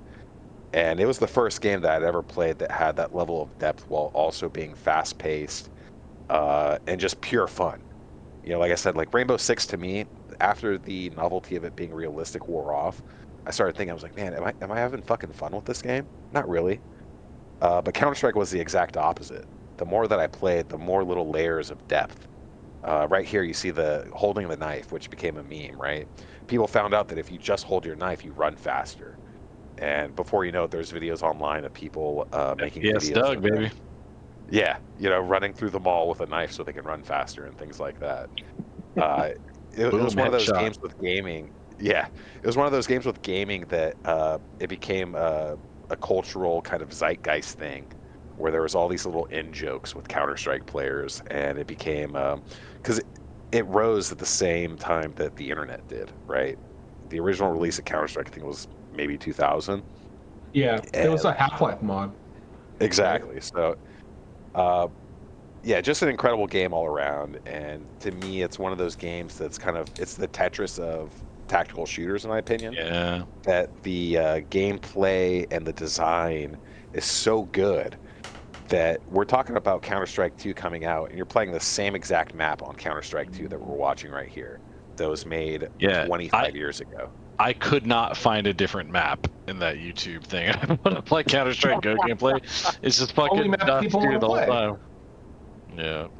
And I was a just big real CS Assault fan myself, but I'm an Office Same, guy same, myself. But the just It's all real about quick aesthetic. before I let someone else talk about it, one of the things I loved so much about 1.6 playing it online on PC was that there were so many strange maps that people were making, custom maps, and you could just go and search servers and you would find some weird map that you weren't familiar with, and you just double click on it, download the map, and before you know it, you're in some bizarre ass fucking map that some dude and his boys made. my favorite. Yeah, My favorite map in all of Counter-Strike is FY Ice World. Classic. bro. Ice World's Yep. so fucking sick. It's It's just the most simple thing. It's like fucking a super tiny map, some stuff in the middle, and guns behind you. So all you do is you spawn, you pick the gun you want, and then you go try to kill someone who's like 5 feet away from you. Completely ruins like the nature of the game, but I loved it. Oh, man. What about you, Justin? What do you got? Like, you're a pretty competitive gamer when you try to be, so Yes. You got some competitive memories in here? Oh yes. So all right, some history. I got a lot of history with this video game. So, to give everybody some perspective about what my Counter-Strike upbringing was like. I walked an hour as a kid with my $5 to the LAN center so that I could buy an hour of Counter-Strike time with my $5. And Where was this LAN center? there was a LAN center in Orner Park. Oh wow. And and there were like a bunch of people there, and this like cool kid was like, if you beat me in FY Ice World, I'll let you be a part of my clan. But Did you beat him? absolutely not. Ah, there you go. It was like, like 5 years older than me or something. But yeah, this game is so ridiculously good, and it's so like it's just intuitive. Like once you start playing. So when you move, the whole like premise, the whole like point of the game is that when you move, you can't shoot. Like you can shoot, but you're like just wildly inaccurate. So what you want to be doing is, not necessarily camping, but like holding an angle. So you're just like watching a spot like this, and if somebody comes out, then you can get them. But for example, this is I'm sure everybody knows about like planting the bomb and stuff. Like, one team is planting the bomb, and the other teams, if they do plant the bomb, the other team's got to defuse it. So like this is one of the bomb sites, right? So let's say this is a 1v1 situation, and this guy's sitting on the bomb site. He's holding an angle. After like 30 seconds, you're like, are they going to the other bomb site? Are they coming here? I wonder what they're doing. Are they waiting for me to check the other bomb site, and then they're gonna like kill me as I'm walking up? Or so you can just play the other people. Like I'm sure if we watch any amount of gameplay, I can call out, well, not on Ice World, but it's such a classic. So, and then you start doing things like you have grenades. So, you like sometimes you'll throw like an explosive grenade, right where people would be running if you just like exit spawn right away and run right to where you're going. People will throw a grenade right there so that you'll get hit by it. So then people stop. So, you know, people spawn and wait for a second and wait for the grenade. And then, but then the other person will see, oh, I threw that grenade and I didn't hit anybody, so I'm not going to do that this round. And it's just like that, like back and forth of like, you know, when is the other person going to pop out? Are they going to pop out here? Are they going to pop out there? Should I wait here? Should I wait here? Should I, you know, should we all walk to one bomb site, the same bomb site that we've gone to every round for the past 5 rounds, knowing that they're, you know, but then like they're not going to hear us because we're walking, so then they're going to think we went to the other bomb site, so then they're going to the other bomb site, and then we're going to run, and we're going to time it so that we think, you know, it's just all like mind games, almost honestly like a fighting game. But yeah, I was going to say that Counter-Strike is basically chess but with guns. Yep. Yeah, the best esports are games that are like they're not overly complicated, but like a lot of the back and forth is like, you know, there's not to say there's not depth to it, but it's low like skill there's floor, high skill ceiling. Yeah, something like that. Yeah, like kind of going back to what Justin was talking about with the, you know, you're playing multiple rounds with the same group and you're seeing what their tendencies are. I remember this one time, you know, back on 1.6, I was playing Office with this group, and I was playing counter-terrorist, and I would see that these 2 players would always go to the front windows that poke out where you come out where you're counter-terrorist. So what I did is I just loaded up to make sure that I had flashbangs. So I just threw flashbangs into that window, and I went all the way around, and I murdered like 3 dudes immediately, and I rescued all the hostages myself within, you know, like 2 minutes of the game starting or something like that. And it was just because, like, kind of what Justin's describing is just observing the tendency to be like, okay, so they did this here, and this here.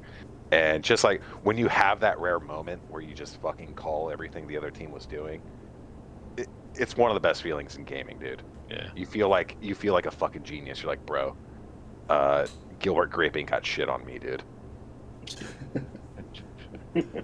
Yep. And then when you get into like competitive 5v5 stuff, you know, it's like, you know, the terrorist team is like attacking the bomb site, and they're running up to the bomb site, and everybody knows a lineup to where everybody can throw, you know, everybody just learns one lineup. So you got to spend like, you know, 10 seconds in a YouTube video like learning the lineup or whatever, and then everybody does one of them, and suddenly you just like, you're running up to the bomb site, and just everybody throws their smoke grenade, and it's just there's just smoke everywhere, and like nobody can see it, like breaks all of their like things that they're trying to like watch, and then everybody like runs in, it's chaos, and like, you know, there's just, yeah, low skill floor, high skill ceiling. There's just so much you can do, and in just the way that you like run around and shoot,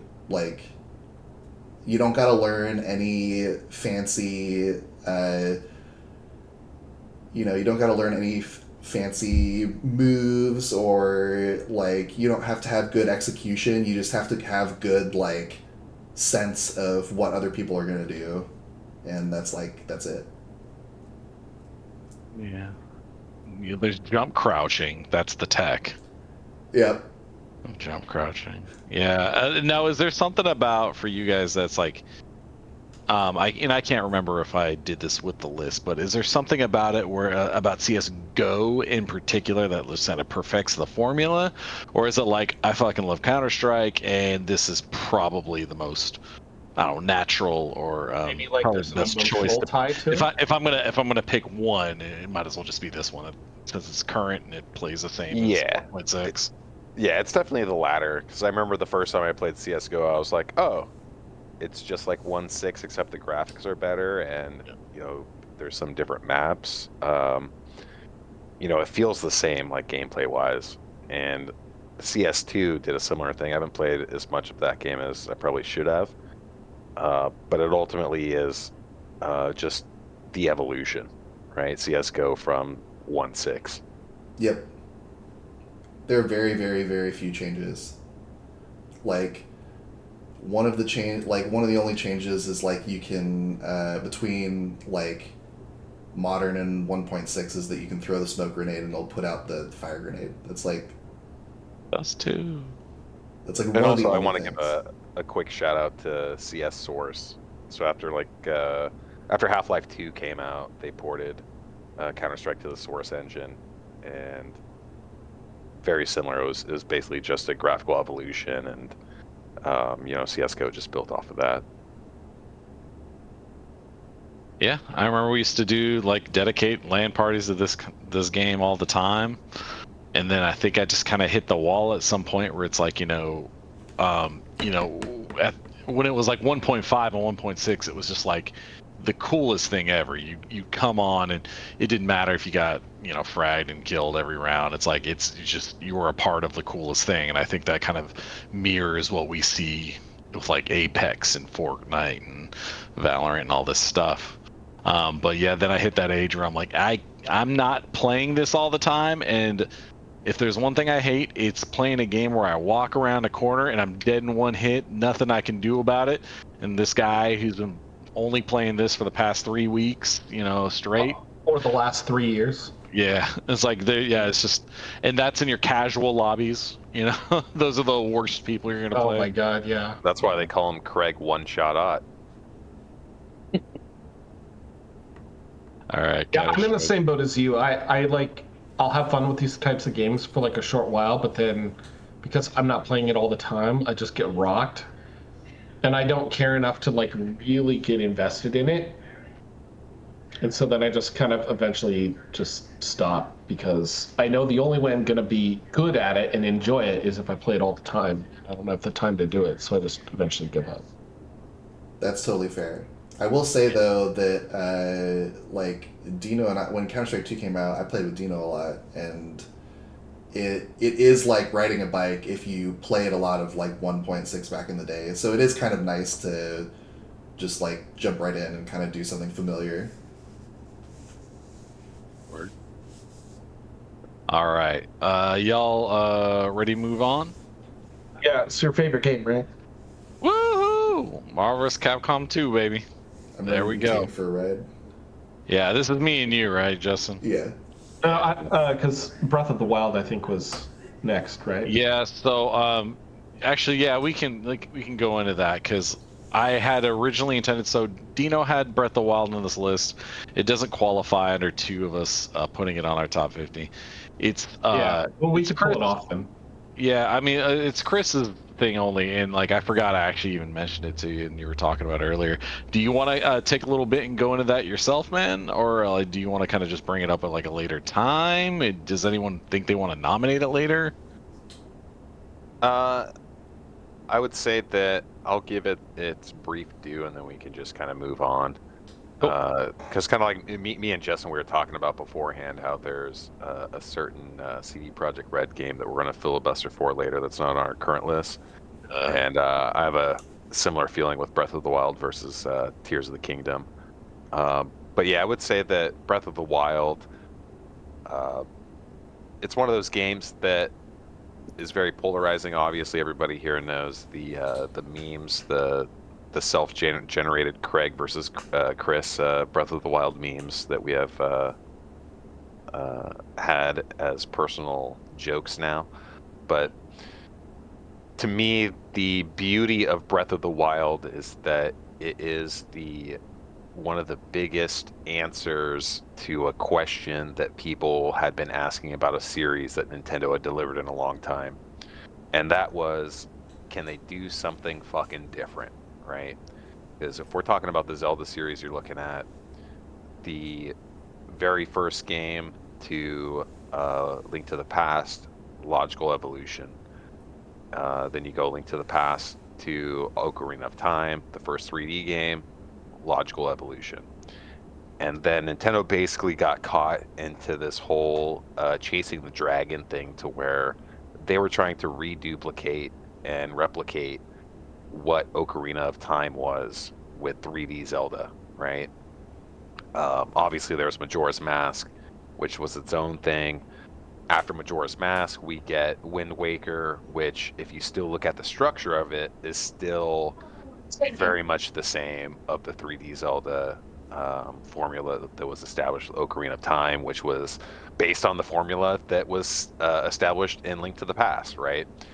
And so what happened was that this path of the evolution of Zelda turned to this really weird point where it got to Skyward Sword on the Wii, where it turned into this, I would say streamlined, but not streamlined at the same time, to where it became this ultra consolidated version of what Ocarina of Time established. And for some people, I know me and Craig are both fans of Skyward Sword. For people like us, we loved it. And I know Craig is Still played it. Definitely add it to the list. The Switch remaster, remake, whatever you want to call it, is actually very solid. But yeah, Skyward Sword got to this point where it was just kind of dungeons, and it was just very boiled down to this almost ultra streamlined but not formula that hadn't really evolved for, you're talking about 15 years at that point.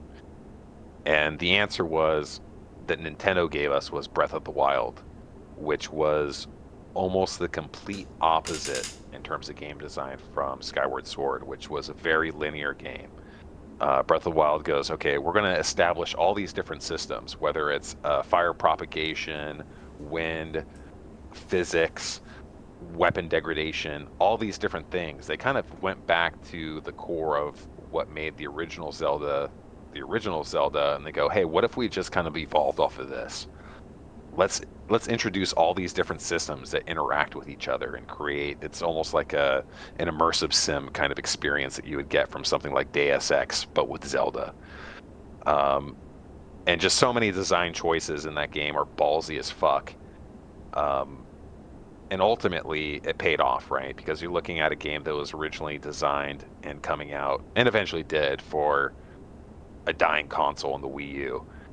And they basically judoed that shit and turned it into one of the biggest launch games ever. There's literally a point in time with the Switch that there were more copies sold of Breath of the Wild than there were actual Switches. Yeah. Yeah, I remember that. Yeah, there's like in modern games journalism, there's like a huge swath of people who literally say this is the best video game ever made. Like better than Tetris, better than Mario, better than anything you ever, like very no steakhouse analogies here, just very literal. Like, okay, it's fun, it's great, it's a beautiful world, it's very immersive in the fact that there's a lot to explore, there's a lot to see.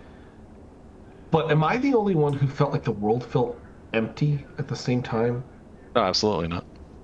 Okay. The other games, like the Super Nintendo game in particular, but also, with Link's Awakening and the other games that we named, Wind Waker in particular, the world felt vibrant and alive. Like there were people that lived in this world that you were exploring. But Breath of the Wild just kind of felt like this is a really cool sandbox, and that's it. Yeah, it's interesting hearing Chris you're talking about like how you see how this game came about, and going from this ultra boiled down Skyward Sword design to like this complete opposite. And the way I just have always seen it was like, okay, it is time for a new Zelda game. They do need to change it up. To me, they're trend chasing. What's like one of the biggest games out? Like, what are people playing? Well, they're playing like Ark, and they're playing Minecraft, and they're playing all these things, like with weapon degradation. They're playing like, all these things like survival crafting stuff like that. And what did Nintendo make? A game with survival crafting, like in weapon degradation and food making, and it's like, But they made it fun, it though. is. Yeah, that's where That's a good point. That's where we fundamentally disagree. Is that with what Nintendo did is, I know what we've talked about before is how Blizzard essentially made their name on doing what other people did, but doing it better, right? You know, Command and Conquer came out, so they did Warcraft, you know, or Dune, right? There was the Dune RTS game, which you know, Warcraft literally used literally the same fonts that they copied over from Dune, right? But Blizzard made it better, and that was kind of their history, and that's how I see the open world, quote unquote, formula, and what Nintendo did with it with Breath of the Wild. There's this really good video with Levine and a handful of other pretty well-known game developers, and it was maybe a couple of weeks after Breath of the Wild came out, and they're just all talking about all the incredible design things that they see as a game designer and the subtle little things that Nintendo does better than everyone else that pushes people towards doing certain things versus other things, and et cetera, et cetera, et cetera.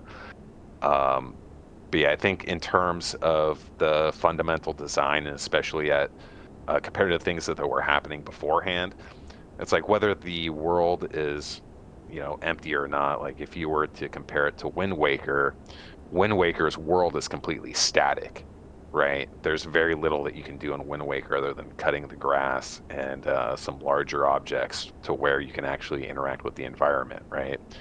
And that's because Wind Waker didn't focus on that. It was focusing on other things, whereas Breath of the Wild was focusing on these intertwined systems and physics and all this crazy other shit. And doing it in a way that seemed effortless while also seeming incredibly complex when you actually look at it. There's this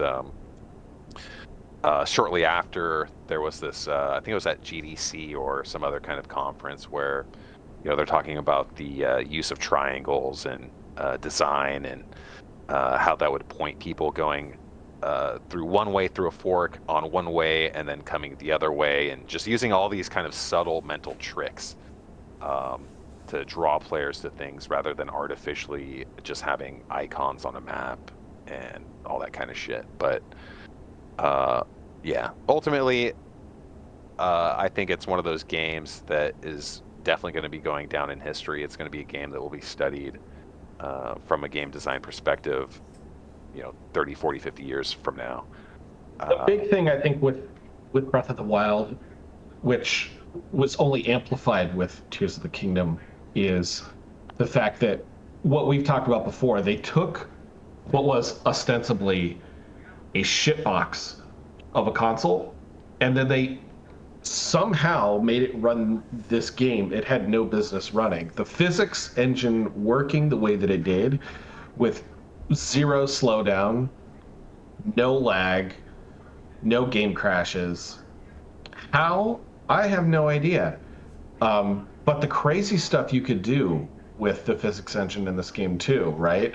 Like people figuring out how to chop a tree down, and then midway in the air they'd jump on it and launch themselves across the map and do it. I mean, it was very much it was like not just a sandbox world to explore, but it was like a sandbox world to explore the physics too, right? 100%. Chris, would you say that Breath of the Wild is the best launch game of all time? It's tough to say because to me there's like a handful. It's a Nintendo game. There's a handful of launch games to me that are just so insane. Breath of the Wild is one of them. Mario World. Halo 1 is one of them. Yeah. Super Tetris Mario is World. another. Yeah, Tetris for the Game Boy. Soul Calibur for the Dreamcast launch in America. Like, to me, Soul Calibur 1 is still fucking just an incredible game that matches up against modern fighters. But yeah, it's Breath of the Wild in terms of a launch game. It's definitely up there, no doubt. Yeah, Jose, you got some feelings about this game, man? I mean, I don't need to defend Breath of the Wild any more than anyone already has. I mean, Yeah. everybody has their feelings on it, but I will say something real quick. When that came out, I don't know if anyone remembers this. It came out I don't know if it was the same day or within a couple of days of Horizon Zero Dawn. Yep. And when that came out, I remember putting Zelda to the side because I wanted to play Horizon Zero Dawn. And I think I just like blazed through Horizon Zero Dawn. I just wanted to get through it. But then when you put that right up against Breath of the Wild, they're both and they're not obviously the same type of games, but they're similar enough where you can kind of compare the two. And Horizon Zero Dawn, even though the combat is excellent, just feels so limited compared to what Breath of the Wild was doing. Because I remember in Horizon Zero Dawn, you're like, "Oh man, I want to go up that mountain." Oh no, you really can't. You really can't climb rocks in this game. Oh no, you really can't climb mountains. In Breath of the Wild, you can do all that shit. You can climb whatever you want as long as even if you're not supposed to, you can still do it. Right. So that's just what I wanted to say. It's just like it spawned Breath of the Wild spawned its own subgenre of open world games, and that's just a testament to its game design. Yeah, exactly what Jose said, and kind of going back to what I said earlier is that Breath of the Wild feels like an immersive sim, and like a Deus Ex or the last Prey game, and the new Indiana Jones game actually has very similar properties as well, and that's a genre, like kind of a subgenre of game that I just fucking love so much because it gives you so many choices on how to accomplish whatever the fuck you're trying to accomplish. And Breath of the Wild was the first game that I played that did the immersive sim aspect at that scale in an impressive way. So, like the last time I had that same feeling with an open world RPG was Morrowind. And Breath of the Wild was kind of like that in some aspects. To the next level, I was like, oh shit, dude! Like, look at all these little things I can fuck with. Just, just next level shit, man. Yeah, and like that was the thing you touched on too. Oh, sorry, go ahead. Oh yeah, I was just gonna say,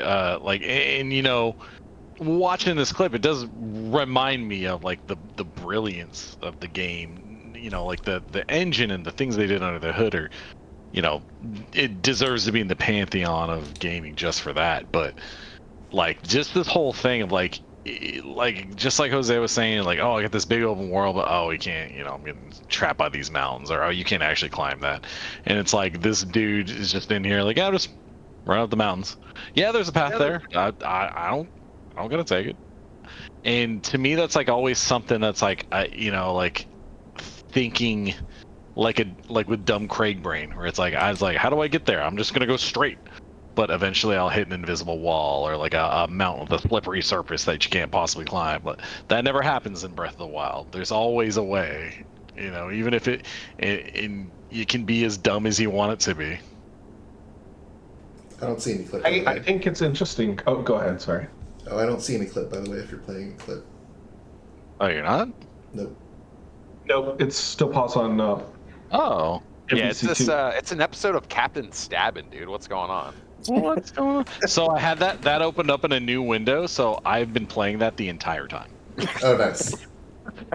Perfect. Oh yeah, dude. Good to know. Good shit. All right. Well, that's Breath of the Wild. Chris, did you want to finish off with whatever you're gonna say? Oh, I was just gonna say that I think that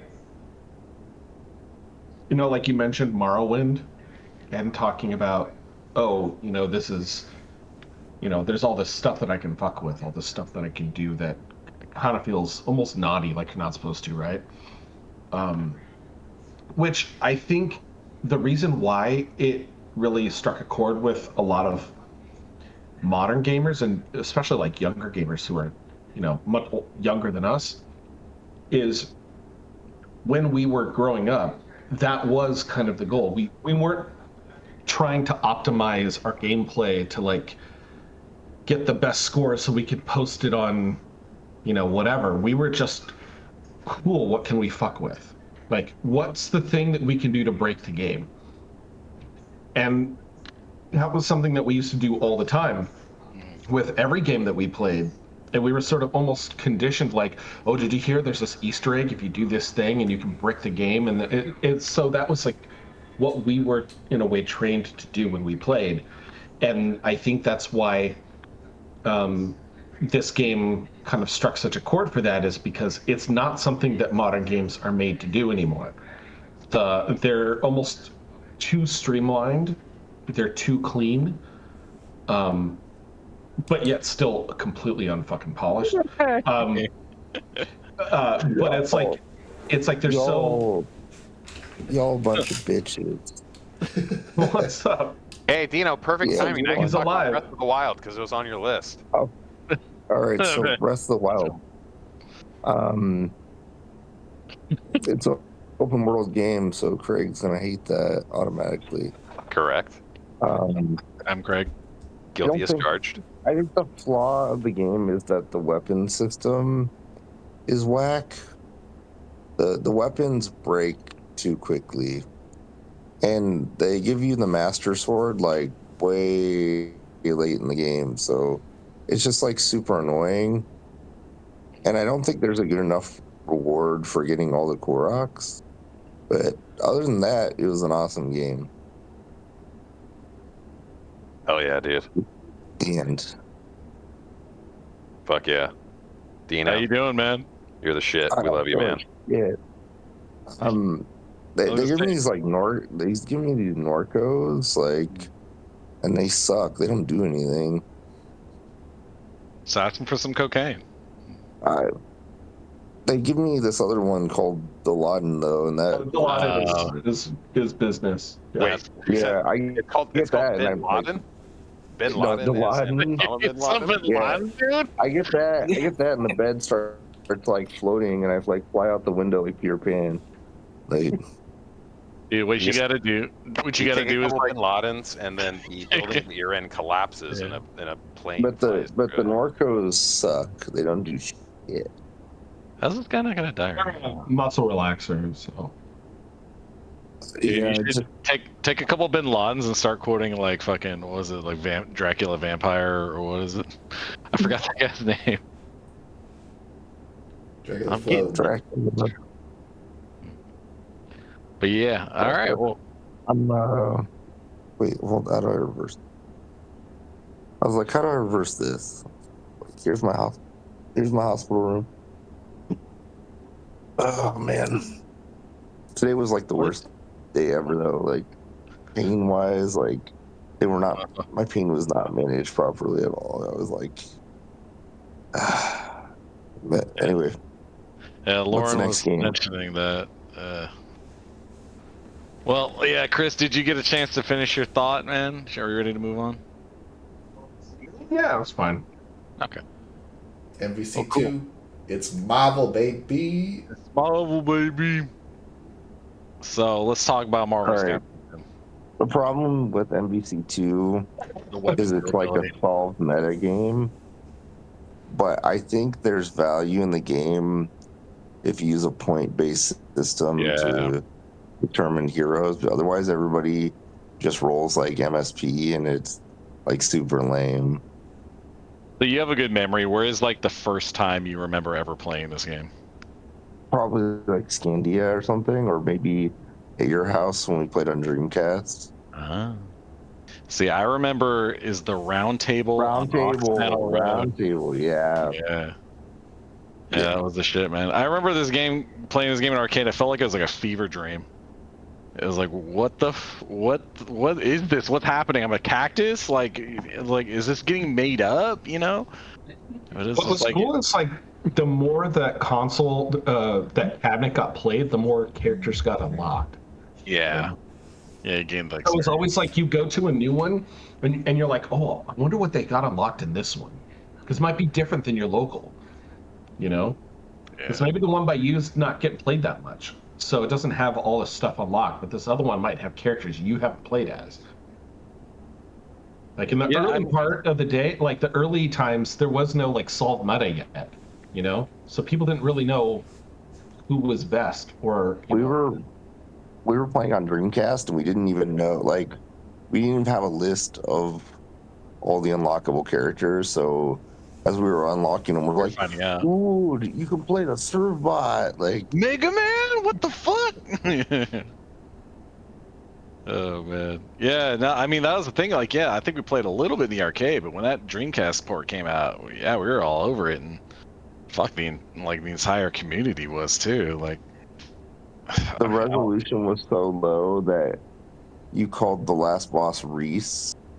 Yeah, that was it. Kind of looked. Couldn't read that it said It was Abyss. like Abyss, but it looked like it said Reese. Yeah.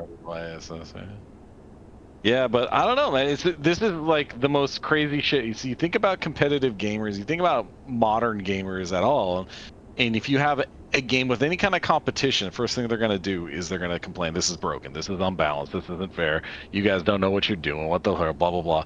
And here you have a game where that's literally true. It's literally made to be 100% true that, like, this is not a balanced game. It was not designed to be a balanced game. It was like hey, let's put all of the assets that we've ever fucking made together in one game now that we've got it on, like, what is, like, the CPS2 board or something like that.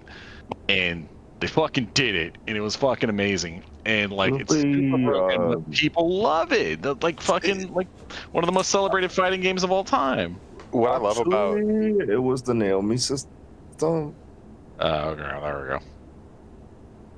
Yeah, I was just gonna say what I loved about this game is that it was the culmination, kind of what, like, you were touching upon, Craig, of all the crazy shit, right? So you had the game X-Men Children of the Atom, right? It was like the first Capcom licensed Marvel fighting game, and I want to say had maybe like 8 playable characters, right?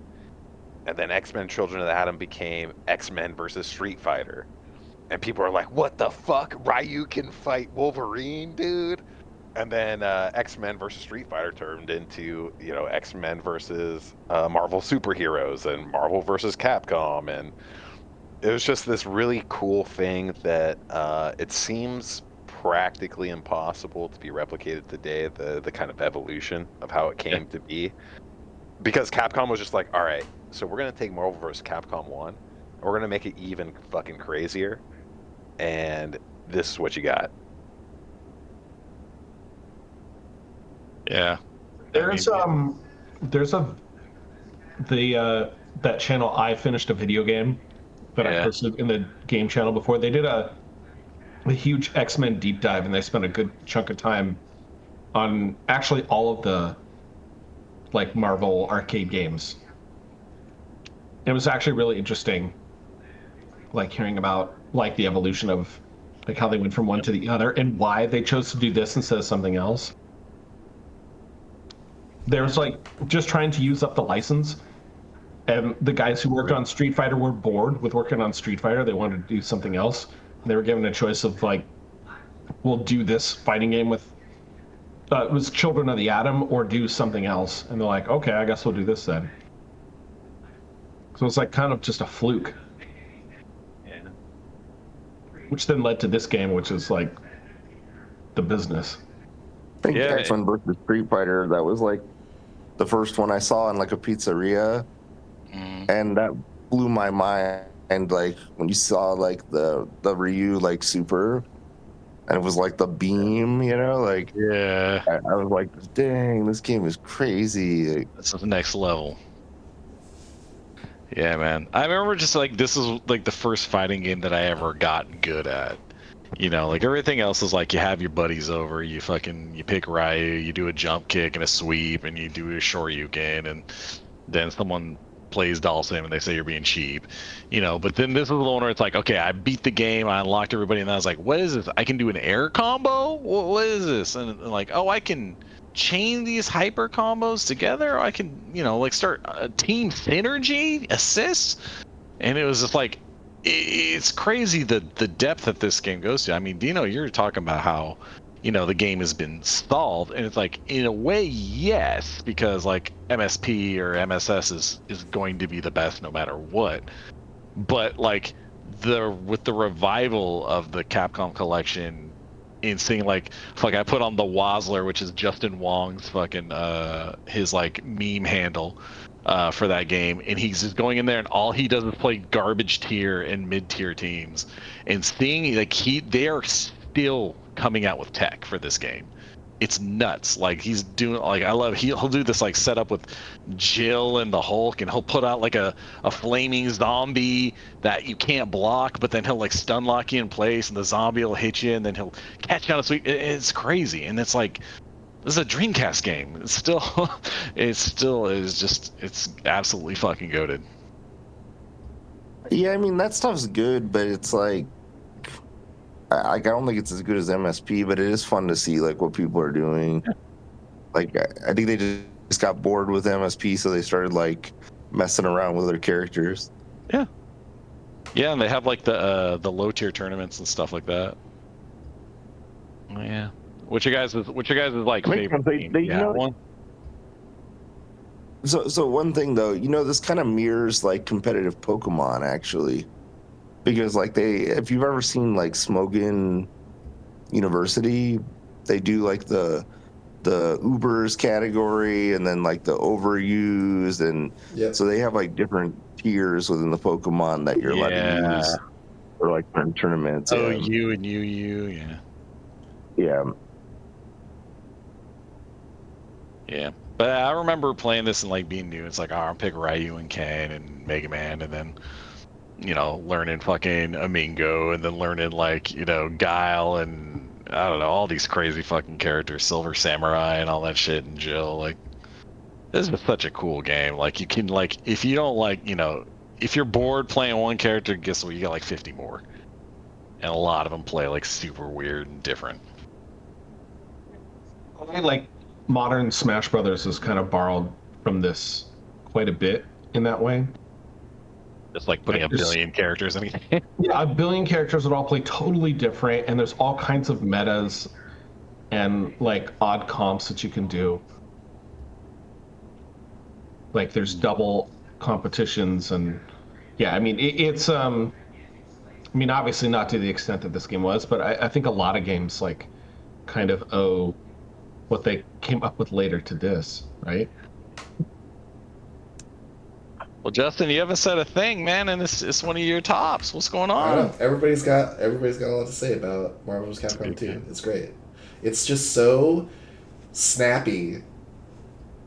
And yeah, it's one of those things like other people are saying, the sky's the limit. There's just so much, there's so much stuff you can do. There's always a new character to explore. And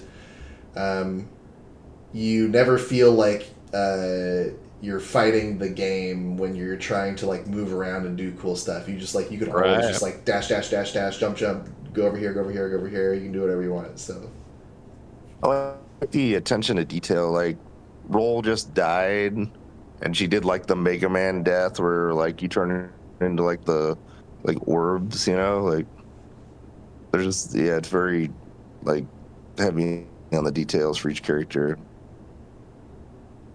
Yeah, I mean, dude, the Anacaris tech right now, like fucking nuts, dude. Yeah. And yeah, the tech, the setups, the like every character has 3 assists, so you can try the different, So then there's like 150, or whatever different moves that you can add to your character's combo. You can be like, oh, I love playing this character, but like there are 150 different moves that I can add to my setups to make them more stupid. And then you just show your friends, and then they're like, yeah, that's dumb. Here's the dumb shit I found. Yeah, what's that thing where it's like, oh, if you have like a 4-digit number, there's like fucking 1,000 different combinations to put together. And if you have a 5-digit number, it's like 200 million or something like that. And it's like, yeah, that's MVC2, man. You have so many characters, there's so many things. It's like, you could play these team and you can make one little change, and now there's all these different possibilities. It's nuts. What's the collection that just came out for this? Like is it the Capcom Fighting Collection 2 or something, or what? It's like the Marvel vs. Capcom Fighting Collection. Yeah, it comes with the Punisher. Which systems is the best one for that? I mean, I got it on Switch just because if I'm going to get a physical copy, that'll hold value better. But probably like I mean, is the online okay on that? Or I don't know. I don't play online. I don't want to lose. oh, I mean, I'd probably get dusted online, yeah, but Yeah, it's I if I were trying to like just get the best version of it, I mean, I'd probably like it better with a PlayStation controller in my hand. Well, Jose, we hang out, man. You like to play this game, man? You got any arcade memories from your younger? Oh, totally, man. Yeah. No, I got some quick thoughts about it. Just want to. I think you guys already talked about it, but it's one of those cool games where you can almost hand the controllers to anybody, and anyone's going to find somebody cool that they know and pick and like and have fun with. They might not necessarily be good, and they're going to be terrible like me, but you can have fun with it. Which is why I like it. And I don't like it because I'm good at it. I'm terrible, but it's just super fun. It's just super fun to use cable, use that giant beam, and then have Captain America come out with his shield, and followed by Ryu and his beam. It's just a super fun game. I love it. It's just again, I'm terrible at it, so but I like to play it. Well, it's so colorful and like such a beautiful, vivid presentation and everything. And you think about like how hard MVCI failed and how ugly it was because they were like, we're gonna do MCU, we want it to look realistic, and it's like, no, you killed most of the game right there. No, make it look like the cartoon. MVCI? What the? Infinite? What the hell is MVCI? You never played Infinite? I never even played that. No. Yeah, I think Justin, you came over like when I got it right at launch. We played some rounds, right? Yeah, it's like it plays okay. It's just that it's fucking ugly. But it's like Yeah, it is kind of ugly. yeah, but it's like the only game ever that has Stigma as a playable character, and I was like, oh, I want to play that. Is it like Street Fighter, the movie, the game, or like? Nah, it's like it's weird. There's not even any X-Men in it. It's just like the MCU, like fucking Thor and Black Panther and shit. And I think the most exotic character they have in there is Nova. But yeah, anyone else? So I was getting out of I was getting out of surgery, and they made me like cross my arms to like transfer me from one bed to the other, and like I was literally just out of surgery, and they like lifted me up, and I'm like Wakanda forever.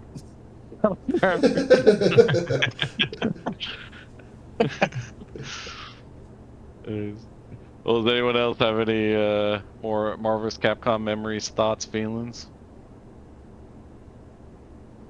Right. If I was lifting a patient at work and they did that, I don't know if I'd be able to keep. I would have fucking dropped your. I would have laughed so hard.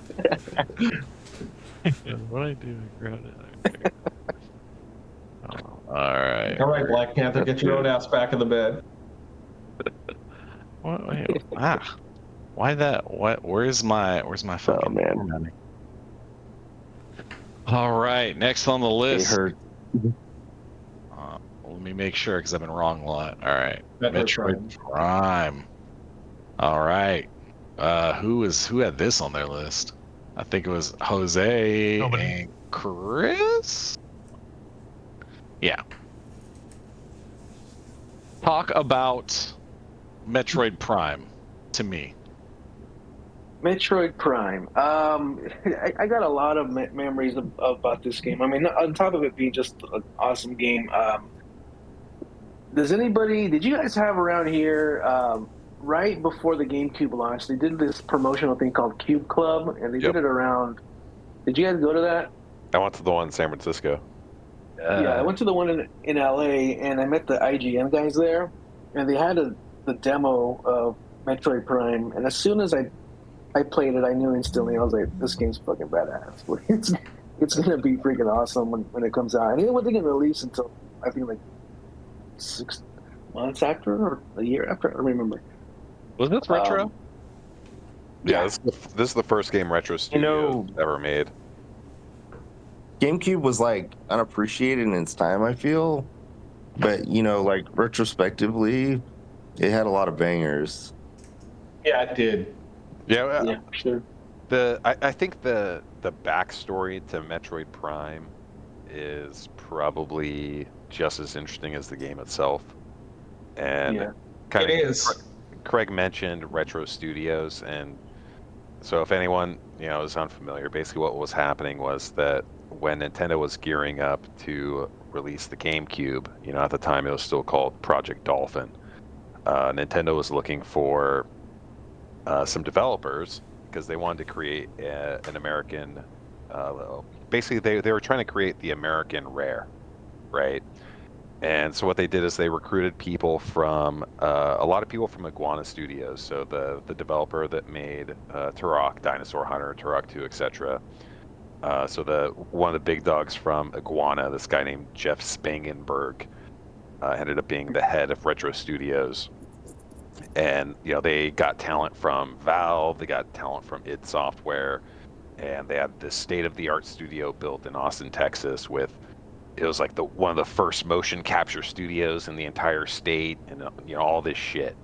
And they were one of the first developers that got started working on games for the Dolphin, which became the GameCube. Originally, they were making a handful of games. One of them was basically like a Twisted Metal ripoff. They were just calling it Car Combat. And then they were making a kind of an NFL Madden kind of competitor. And then they were making an RPG that was called Raven Blade.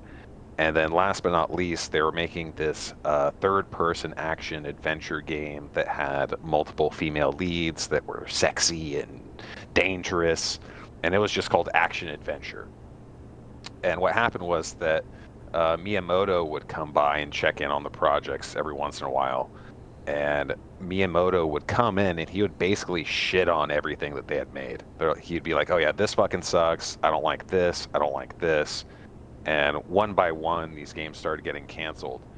And what happened was Miyamoto goes, hey, this action-adventure game, what if we turn this into a Metroid game? Because, you got sexy female characters, it's an action-adventure game.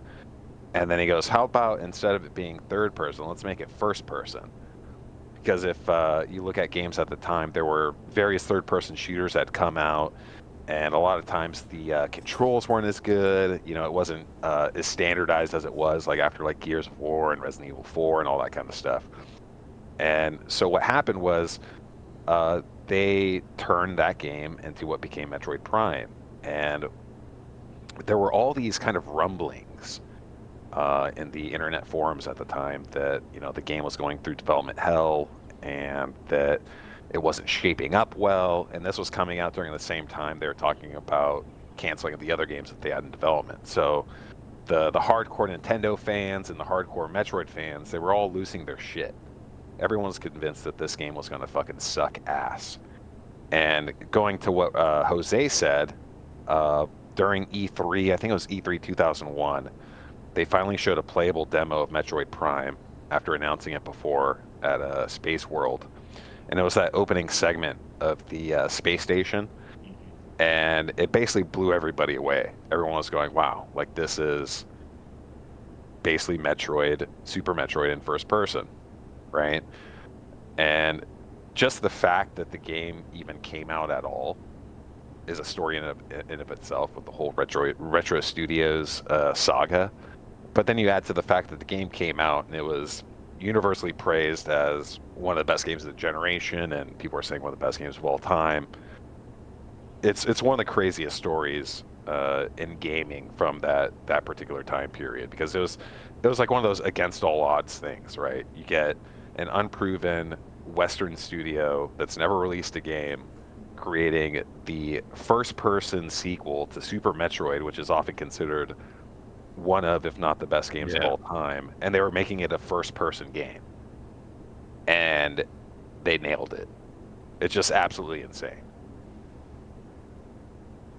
Yeah, I think that one of the things that what really stood out in this game, particularly in the Metroid Prime games in general, is that Richard did such a good job of making you feel like you were behind that helmet. Yeah. I feel like a lot of people don't really try that anymore. They just don't. It's just kind of like they tried it for a hot minute. A couple games were did it. I think Star Wars Bounty Hunter did something similar, but nobody could ever nail it like Richard did. Yeah, just all the small little nuances. Like, for example, you just saw the turret that shot you, and it kind of scrambles your vision for a second, right? All these little things. You would walk through an area where there'd be steam, and you would get condensation See on you your guys. visor. Yep. See ya. You know, you would get an explosion, and you would actually see a reflection of Samus's face that was fully rendered in 3D, and you could see her blinking like in a split second. Just the amount of immersion that the game was able to create, and the attention to detail, and that's also while the game doesn't have any load times. It hides its load times behind like the doors opening and things like that. And you're talking about a game that came out in 2002, runs at a locked 60 frames per second, no load times, just a relatively seamless world. It was just doing things on all levels, right? And you even look into how it would give you the lore, right? You would have a scan visor, and you can read various logs. It was kind of like the precursor to the audio logs that we would get in games like BioShock. And I think that this is a game that probably doesn't get enough credit in terms of its influence on design in a 3D environment, not just for first-person games, but just in general, because the game really made use of this room right here. Gives you a perfect example, like the verticality, the layered design. See, like this part of the area, you don't get to access this area until later in the game when you have certain upgrades. But that lower part is fully available. There's just like this extremely dense layered design, and it's just crazy how effortless it seems when you're playing the game, how well every area flows into each other, and how one objective goes into the next. And then once you get that new upgrade, you go, oh, I remember where there's spider ball tracks. I can go up this shit now. Let me go back to this. Let me see what I can find here. The game had that while also still having a very loose hint system. So if the game sensed that you were kind of off the track for a while, it would give you a hint. It would say, hey, your next objective is in this next general area. But it didn't hold your hand. It didn't tell you how to get there. It didn't give you some dotted path. It didn't give you some icon that you follow, mindlessly. You still had to use your brain and figure out, how am I going to navigate here with what I have? And the fact that it was able to do it in a 3D environment and in first person, where pretty much no other game had done that to this point, is incredibly impressive. I mean, just look at those little details, like the little fish in the water getting sucked down the drain. Yeah. And that has nothing to do with gameplay, but then it also has all these other little details that do directly affect gameplay.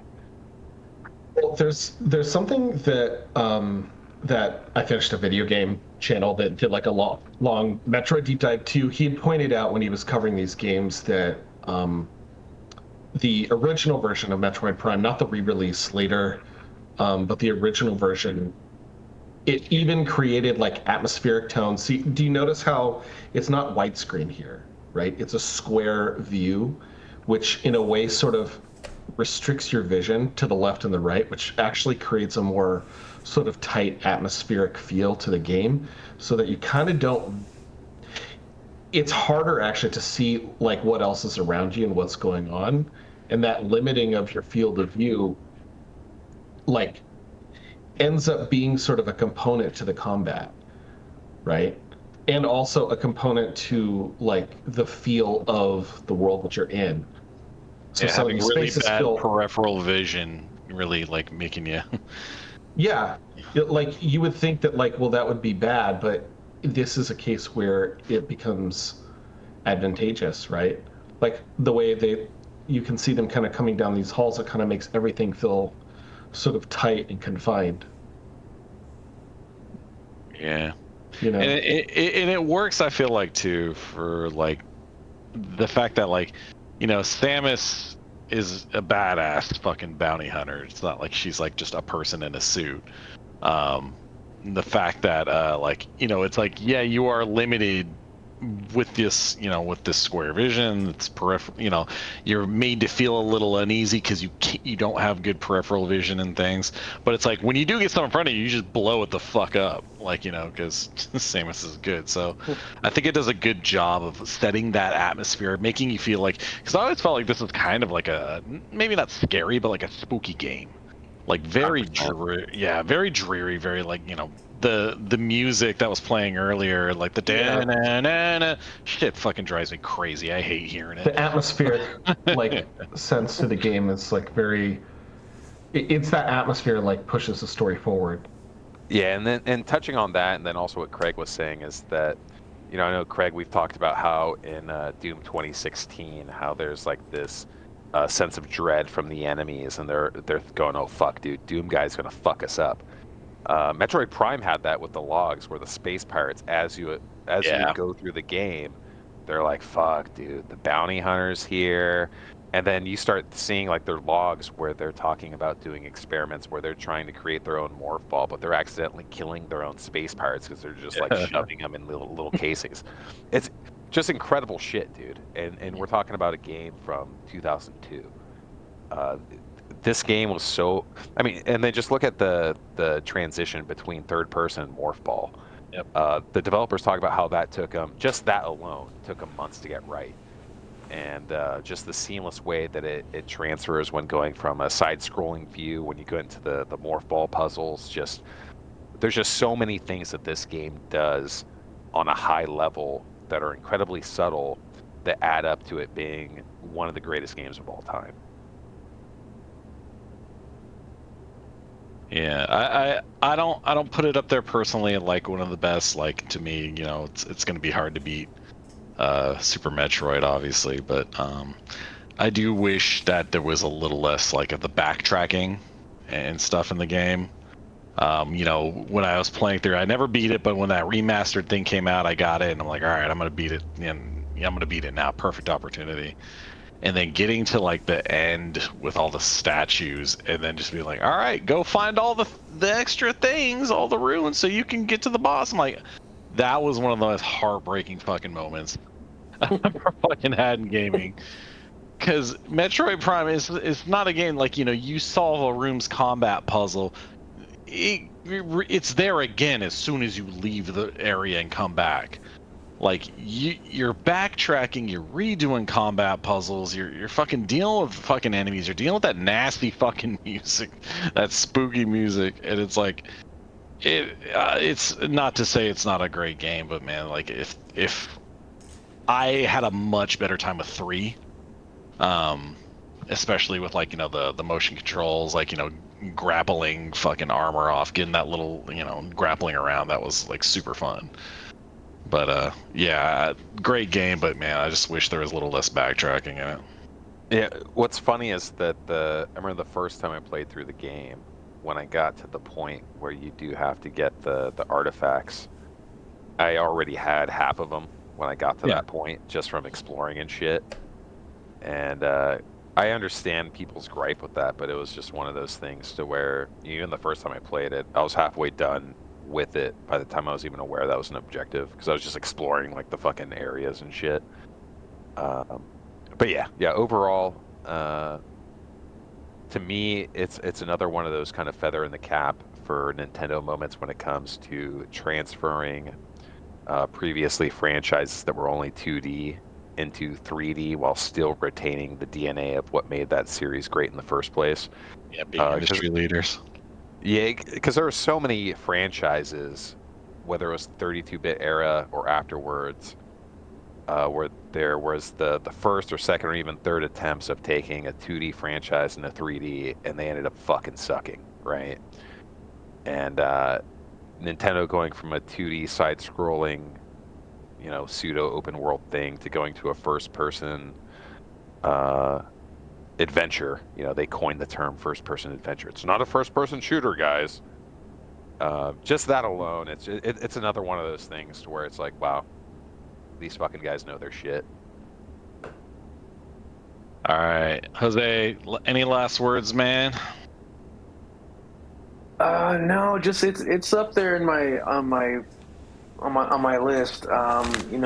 this and Metal Gear Solid 3 kind of are like, you know, depending on my mood that day, they might shoot up to number 1 or 2 for me.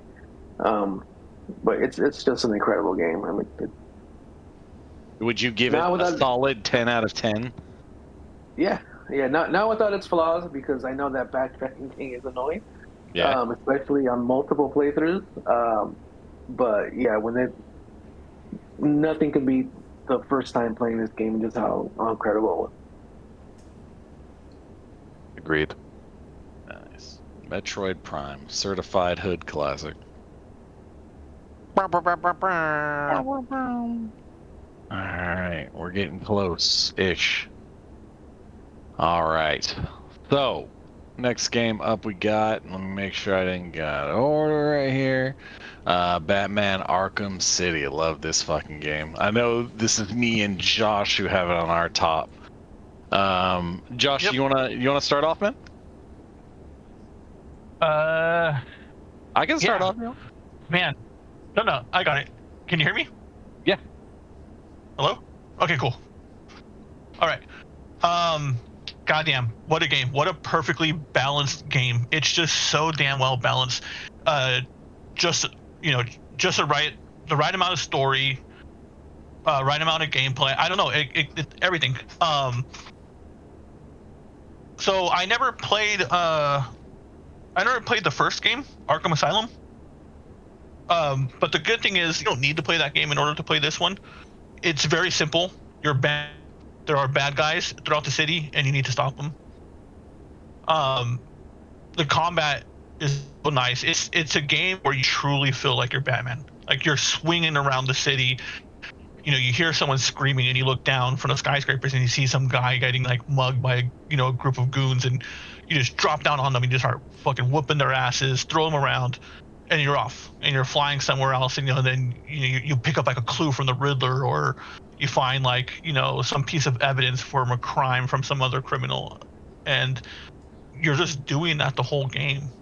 And it's an open world, but it's not like too open world where you kind of feel like you're just there on your own. Like the story is intertwined enough into the world where you still have that sense of guidance, but like in a good way, because you're constantly rewarded just for playing the game and following the story. God, everything, even like the mechanics is fun too. I always like to see like how far I could like glide before I drop, or I go, hey, like I know what the game wants. It wants me to go there and then there, but I wonder if I could just actually make it across, and I would do it. The graphics are, they look great. I remember just chilling on the edge of the dock, like looking at the city lights reflecting off the water and thinking like, holy shit. Being moody, being Batman. These graphics are really good. Yeah, like it was good graphics, this is like a PS3 game, and it still looked great. Yeah, I know Chris. I really love it. I was super surprised by it. Yeah, I know Chris hates the idea of like the perfect game, right? Like, there's no such thing as a perfect game, but this is the perfect game. There is 0 flaws with this game. Everything it needs to do, it does it perfectly, and it feels effortless. Yeah. Every bit about it is interesting. It's dripping with character and backstory and art and humor. And it's just fucking A, man. I remember playing the demo for Arkham Asylum and getting into that combat and being like, oh my god. And then Arkham Asylum comes out and it's blowing people away. Like maybe the best comic book game ever. And then they're like, all right, how's Rocksteady gonna top this? And fuck, dude. How about like we make an open world, we quadruple the content in it. All of it is fucking interesting and fun and more in depth, and just like has a very interesting story that kind of keeps you guessing of what's gonna happen, and you get these like cool like cinematic moments and things like that. And just like one of the best combat systems ever created, and just iterated on. It gets right up to that edge where it's like almost too complicated, but it stops right where it needs to. So like you are rewarded for fighting stylishly and accurately, not being like, you know, fucking hack and slash everywhere. And it fits the theme to a T. I just, yeah, it's kind of like with you. It's like, how do you even talk about this game? It's just everything's perfect. Sorry, I don't know. To me, this is. We were actually before we started recording, we were actually talking about Arkham Knight, and I was talking about how awesome that game is and how well it holds up. But I think the same applies for Arkham City as well. In my opinion, it's probably the best superhero game ever made. I would say maybe the recent Spider-Man games may have something to say about that, but to me, Arkham City is kind of what Craig says. I reject the premise of a perfect game being possible, but in terms of what a game can be and what it is and what it attempts to be, Arkham City nails pretty much every single thing that it tries to do. And it makes you feel like you're fucking Batman. And there's very little games, especially in the superhero genre, where you actually feel like you're the superhero. And it nails the atmosphere, the characters. I mean, obviously the voice acting is fucking next level. You got Mark Hamill, you got Kevin Conroy, rest in peace. Just overall, yeah, just an incredible game, man. Just Arkham Asylum. I remember we used to argue about it at work. Craig likes Arkham Asylum more than I do. But to me, this game is just unfuckwittable in every aspect. Yeah, but it really is more of like a, you know, are you a chocolate or vanilla fan? You know, it's like they're both amazing games. Like, you know, if I prefer one, it's like just barely. Yeah, Arkham Asylum is more akin to a Metroidvania type of game in the way that it's structured, whereas obviously Arkham City has the actual open world aspect, and we know how Craig feels about open worlds. But to me, I loved it in this one. Yeah, because Arkham City Reversal. itself, it's very dense. It's not. It's big, but it never feels overwhelming. It never feels like you can't explore all of it, and at the same time, it still feels very big while not being overwhelming in any way. I think a lot of open world games. Game does a good. Oh, go ahead, Josh. I was just gonna say the game does a good job at reminding you, like, hey, yeah, you're in a city, but this is a sanctioned area of the city because essentially it's just a giant jail. So, you know, like if you do want to try to explore the city more, you run into, like, you know, security guards, you run into like the gate, and you go, oh, that's right, I'm in. So it's open world, but it's like it's a controlled open world. Yeah, and that's kind of what separates it from like other open world games. Yeah, for me, like, one of the biggest things about open world is like, is the world fun to traverse?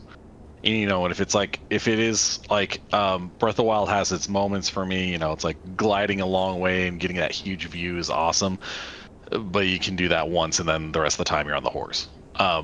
Going through this, you can glide over everything. It feels natural. It feels like it belongs there. It doesn't feel like you're skipping content, like, you know, you're not fast traveling around and like losing it, because the game sends you to those places where you can't just glide over everything.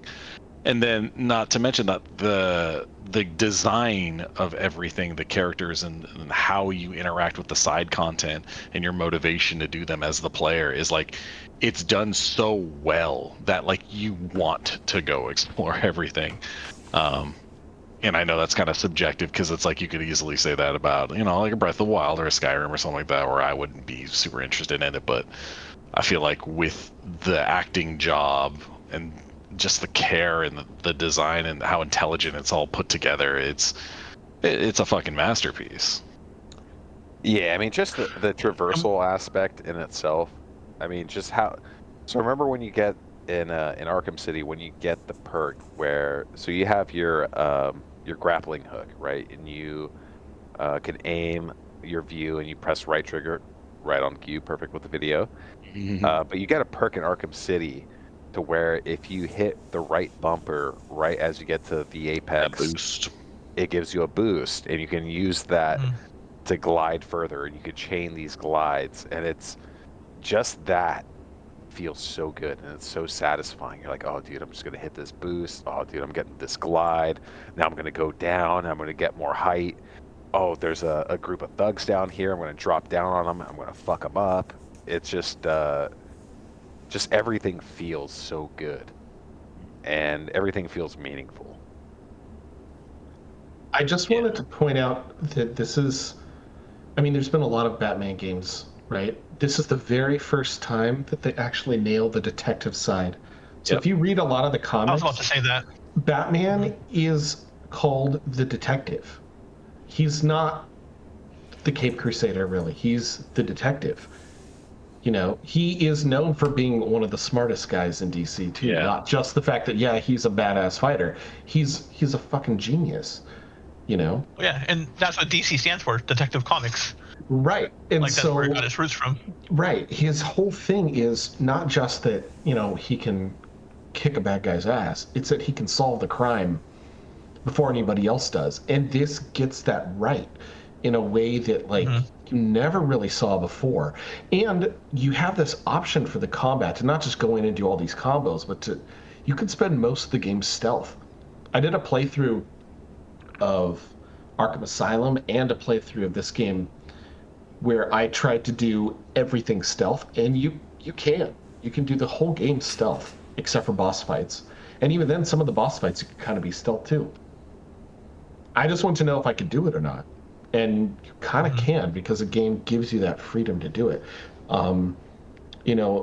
This is a really good example of, this has got a big open sandbox that feels alive. The city feels alive and electric, whereas Breath of the Wild does not. This feels alive, right? And then it's a boss encounter that's not just like punch, dodge. It's it's an actual stealth encounter. This guy is doing a let's play, so he's nailing everything like instantly, but there's all these little tricks you get to figure out during this fight. Like, how do I get him down? You're like, okay, I stealth got him this time, but now he's gonna turn this thing on, so I can't do the same thing again. So how am I gonna get him again? And there's just you don't see a lot of this kind of stuff. Really unique. But man. Yeah, I think Chris was it Chris that said that it's one of the best superhero games, or Spider-Man might have something to say about it. I think Spider-Man wouldn't even exist if these games never came out. At least not the way it does now. 100%. Spider-Man almost borrows the same combat. Well, Spider-Man 2 really did a lot of this stuff already, like back in the PlayStation 2, right? So I don't know if it did. It was similar, but I'm talking more of it for the combat system. I think. Yeah, definitely. This game definitely 100% inspired the combat and other design choices that are made in the Insomniac PS4, PS5 Spider-Man games. 100%. Yeah, well, because with the combat system in the Batman games, they want you to chain everything together. Like one guy's running at you, you stun him while he's getting stunned. There's a guy behind you with the bat, and then you turn around and you kick him, and you go back to the stunned guy. They want this almost like a dance. And I think that's Spider-Man borrowed that a lot for its combat system, just chaining everything together. Yeah, man. But yeah, one of the best games. And then trying to speed through some clips to kind of illustrate when they do different shit. And one of the reasons why I liked Asylum just a little tiny bit more was because when they hit you with that scarecrow thing for the first time, it's a complete mind fuck. You don't know what's going on. You didn't know they were gonna go this way. But they do a lot in this game to fuck with you. It's not just go to the GCPD and punch the guys. Now it's stand on this clock and punch the guys. Stuff like. But it's a good exhibition of the combat. Guys playing on hard, so you don't see the little lightning bolts, it looks like. And so, just how it's a ballet, very good chance this guy doesn't get touched. And it's it's perfect. You know, the trope got created because of this game where, you know, it's like every reviewer saying like, it actually makes you feel like Batman, but it's like, this is the only time where it feels appropriate, you know, to like have that as a bragging point maybe. Oh yeah, I mean you run around the whole game with like the confidence of Batman too. Like if I saw like a group of thugs, I'm not afraid to just drop down on them because I'm like, dude, I'm motherfucking Batman. I'm gonna whoop your ass. Like, Yep, and you're gonna like slow walk. You're gonna let them surround you. You're like, yeah, whatever. Yep. Go ahead, throw your punch, buddy. I'm about to throw it in your face. And like you'll hear their reactions too. They'll be like, "Oh, it's the bat," you know. Just those little things, man. It's just so fucking good. Yeah. All right, Batman: Arkham City, one of my all-time favorites. I think I've probably gone back to that game. I've probably beaten it like 4 or 5 times. It's due for a replay. What happened here? Okay. All right, moving on. We got Morrowind. I'm gonna say this I think we talked about this. I think we did too. A while ago. Yeah. Yeah, like, did we before? Because it's like, yeah, I think Morrowind came up, and it might have been like the first episode actually. Yeah, I wonder how we spent a bunch of time on it. We might have started from the top and then restarted from the bottom or something, maybe. I don't know. Now we're here. All right. Or did we swap it for Skyrim? Yeah. No, I don't know, man. Greg, do a 30-minute talk about Skyrim. I ain't got that much rant juice left. Do you guys just want to skip it then? Just put Morrowind up there? Pretty sure we went over Morrowind. We did a ton on Morrowind. Yeah, I know exactly what you're talking about. I don't know. Like, that's why I was getting that deja vu talking about like Counter-Strike and shit. Glitch in the Matrix, dog. Yeah. All right, then the next one will be Warcraft 3. Not specifically, but the Frozen Throne because it encompasses it all. Did we also talk about this? Did we? Who remembers? Did we talk about everything in this list already? I don't think we talked about Witcher 3. I don't think we talked about... Actually, I don't think we talked about the top... about Metal Gear Solid 3. We definitely didn't talk about that one. Okay. But yeah, I just don't. Yeah, I'm like trying to think about like how we may have did this. So maybe we did oh, you know what? It's because Dino dropped and it changed the list. So we talked about it before when they were like in a different spot. Totally fine. Yeah, I think you're right. Yeah. Yeah, okay. So, if we talk about Warcraft 3, we'll go ahead and pass that one up too. We know it's an amazing game. Footies, the best ever. Better than Dota and League, of course. Metal Gear Solid 3. All right, this is a big one. I don't know if it's a hot take or not, but this is my favorite Metal Gear. That's like the most cold take that's ever existed in all of humanity. So I know. Yeah, pretty sure it's Jose and Chris Rivera. Chris probably knows a little bit more about the history of this than I do, but right after Metal Gear Solid 2, I think Kojima was starting to say like, oh, he doesn't want to do Metal Gear anymore, and he's going to do something else. It was kind of an internet. I don't know if it was an internet rumor or people were just talking about it, but they made a big deal about him directing this. They even had like a little cinematic of, you know, him finally revealing that he's going to direct Metal Gear Solid 3. But when this came out, I remember I just working a couple years as an electrician, finally making good money or enough money so I can actually buy the games I want. You know, was good enough for me at the time. And I bought this the same time Metroid Prime 2 came out. I think they came out within like a couple of days of each other. Metroid Prime 2, I played it through, loved it. But this game was just kind of sitting in the shrink wrap. I didn't really I wasn't really hyped about it for some reason. I don't even remember why I wasn't hyped about it. I just wasn't really hyped about it when it was coming out. And then I hurt my back and I couldn't leave my house. I was like, had back spasms. I was just sitting in my couch for a couple of days. I finally popped this in, and was like, why wasn't I not hyped about this game? This game is freaking incredible. Everything about it, from the story to the setting, that 60s Cold War era, just like captivated me instantly. You know, the characters are awesome. You finally get to play as Snake, you know, for the whole game. Yeah. It was, he's badass. The camo system was fucking badass. I absolutely adore this game. I played it as soon as it was over. I played it again, and I did that like maybe like 3 or 4 times in a row. I just kept playing and I kept playing and got everything, did everything you could possibly do. Yeah, it's a masterpiece in my opinion. Yeah, this game for me has kind of an evolutionary quality to it. So the footage we're watching now, I assume, is from either Subsistence or the HD remaster. I assume it's the HD remaster. Just judging from the camera. So I say that because the original release for PS2 had a mostly overhead camera angle similar to what you had in PS1. So much controversy. Yeah.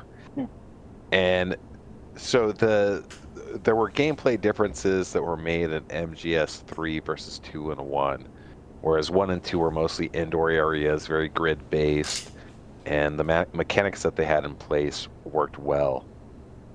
And I still liked the original release quite a bit, but the overhead camera mixed with the outdoor environments and the more complex environments, it had you doing this thing where you would like walk like 2 or 3 feet and then you would switch to first person to make sure if there was anyone in front of you or not.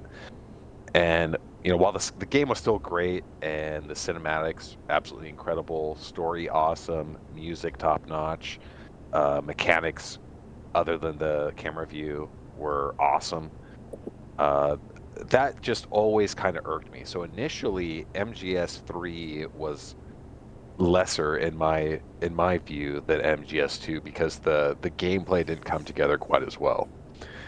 And Konami heard a lot of those complaints, and they made basically a revised edition of MGS2 called MGS3 Subsistence. And that's when they originally added the kind of more true third-person camera behind Snake versus the overhead view.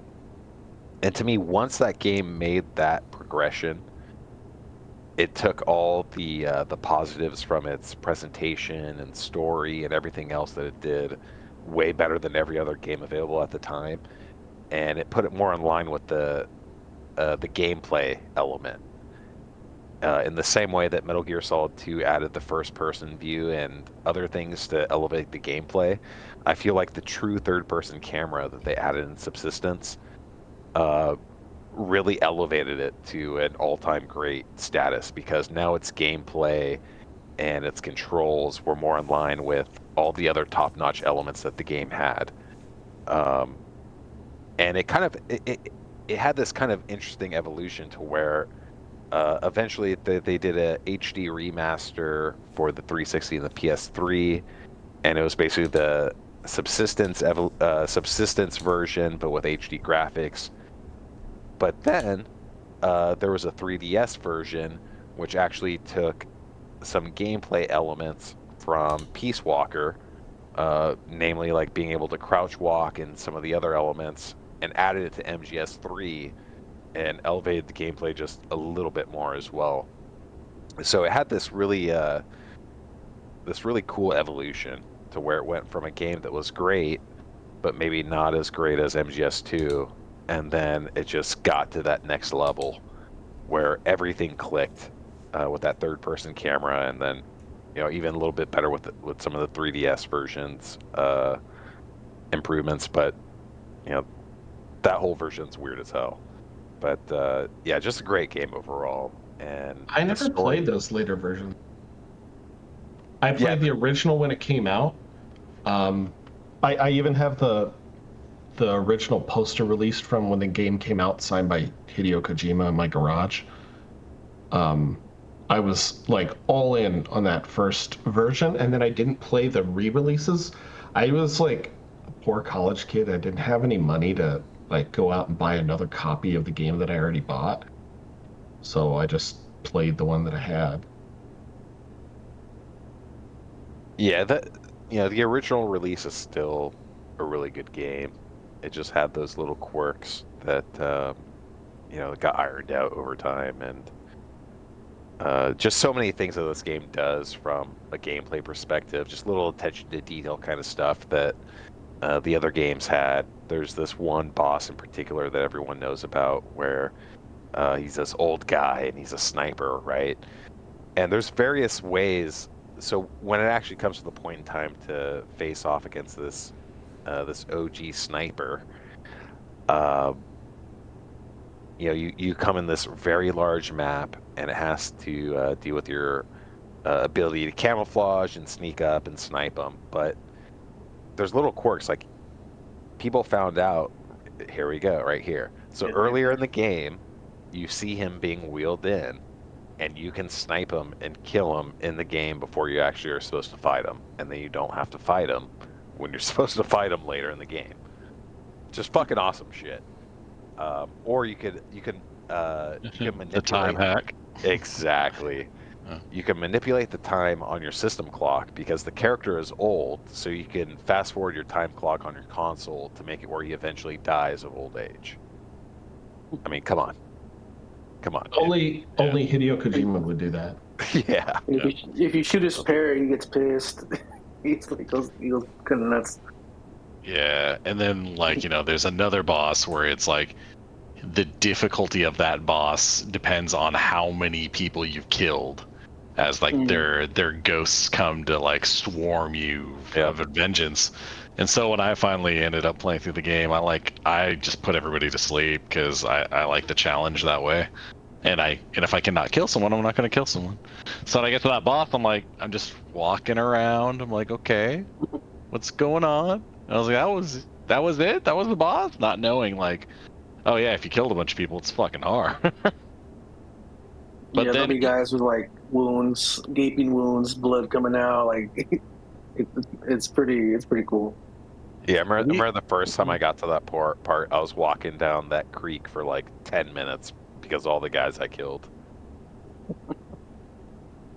Yeah. I like the different armor options. Where in the game, well, not armor, but outfit options for different camo. Yeah. And how that would that's change. Part of the whole thing. Yeah, but I liked that was something that for me that felt unique and new. That wasn't, really, I feel done very well before that. Yeah, the thing when this game came out, obviously I was a huge fan of 2, and I couldn't wait. I bought this day 1, and I returned it day 1. There was something about this game felt so different.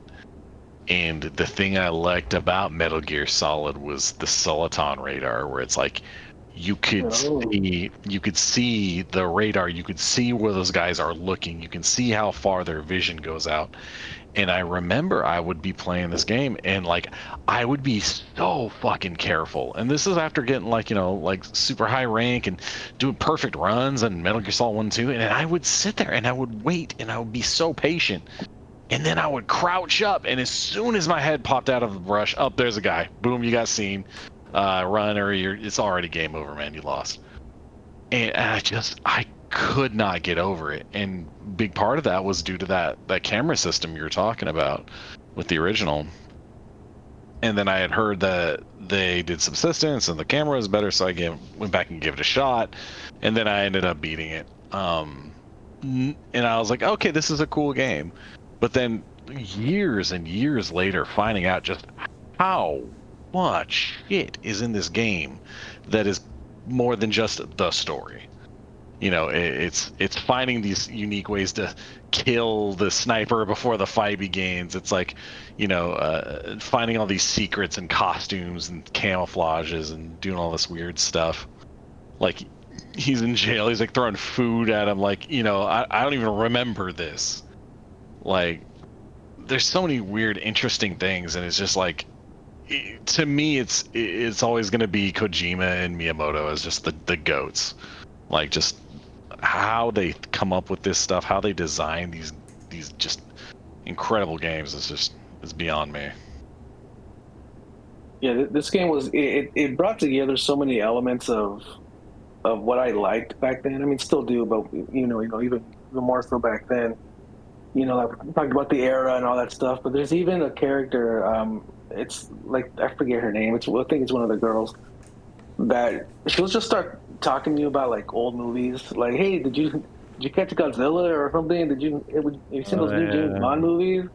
And she'll just start talking about old ass movies, and I'm like, oh, I'm a movie nerd. So I was like, oh yeah, I know that. Like she's been talking about that stuff, and it was super cool stuff. Yeah, it just goes with the attention to detail, just in all, whether it's gameplay or environmental interactivity, or what you're talking about, Jose, where the game does such a good job of bringing you into its world. And what's funny is that this game does a better job of that than 99% of games that have come out in the last 10 years do. There's things that are completely illogical and stupid that happen in this game. But the way that the world is built up and the way that things are presented, you 100% believe into it. Like, you buy into it, right? If you look at it from a logical perspective. It's silly. Snake is walking down a fucking creek and there's ghosts of the people that you killed, right? Mm-hmm. And you have a fucking cyanide pill in your fucking tooth. Yeah. I mean, it's completely ridiculous shit. But the way that the world is presented and the way the world is built up and the way the world building is done, when you're playing it and when you're in that game, it makes perfect sense.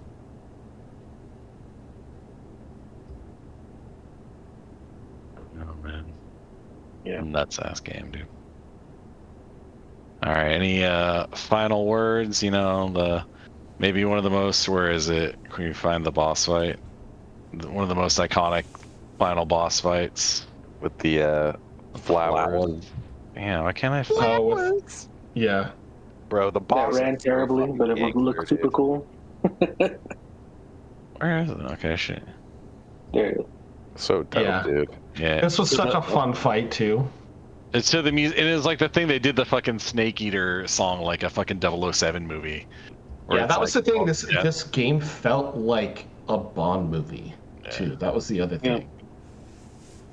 Yeah, and like the twist at the end, where like she reveals, she's like, "Nah, I didn't really defect. I was just, doing some sort of ruse or something like that." That was a gut punch.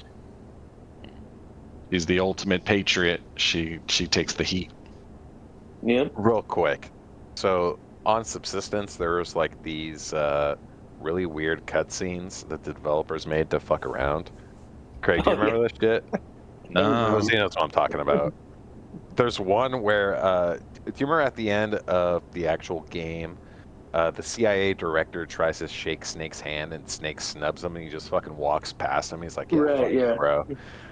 There's this cutscene that the developers made that's on Subsistence, where like the CIA director gets his fucking revenge for Snake not shaking his hand.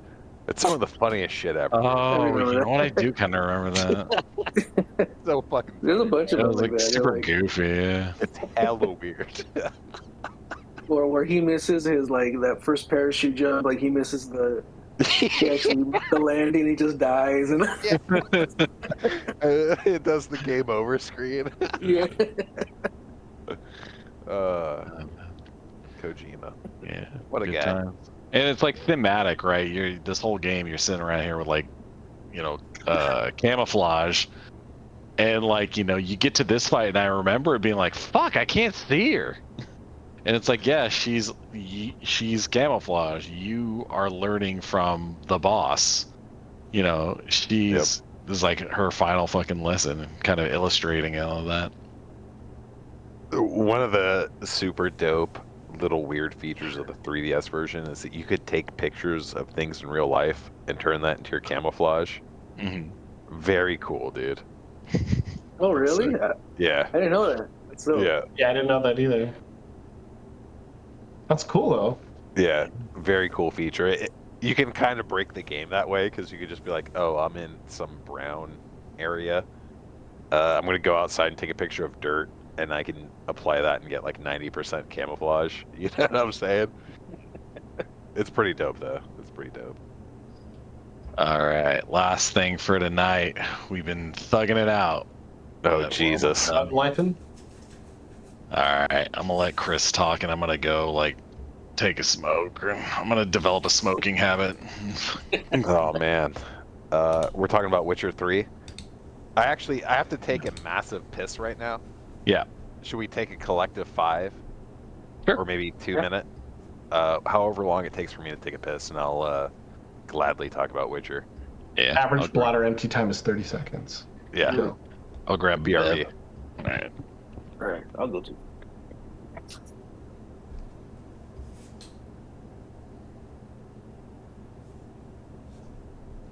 The chat booted me for being inactive.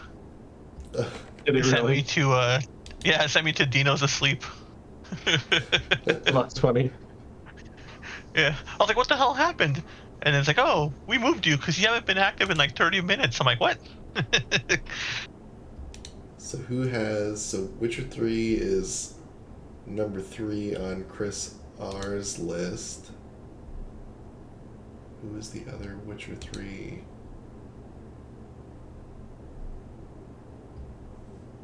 Maybe Dino? Is it me?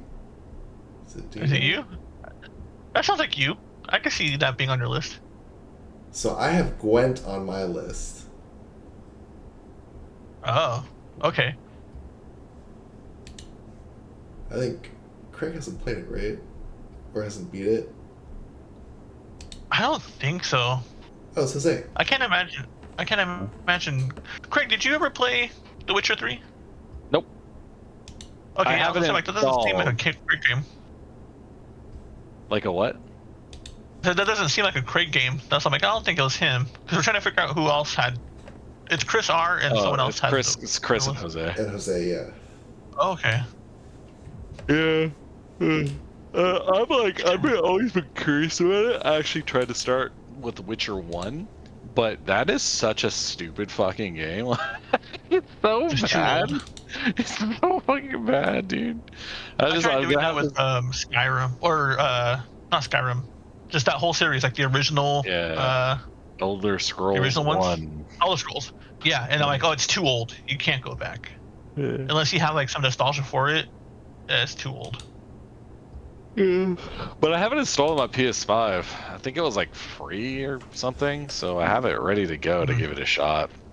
I'm a huge Mass Effect fan, and it seems kind of like, the writers did an amazing job with this game, and so it'll be interesting to see all like the different like side content, which is apparently like this is like a game with 0 bad side content. Yep. Yes. Go. All right, I'm going.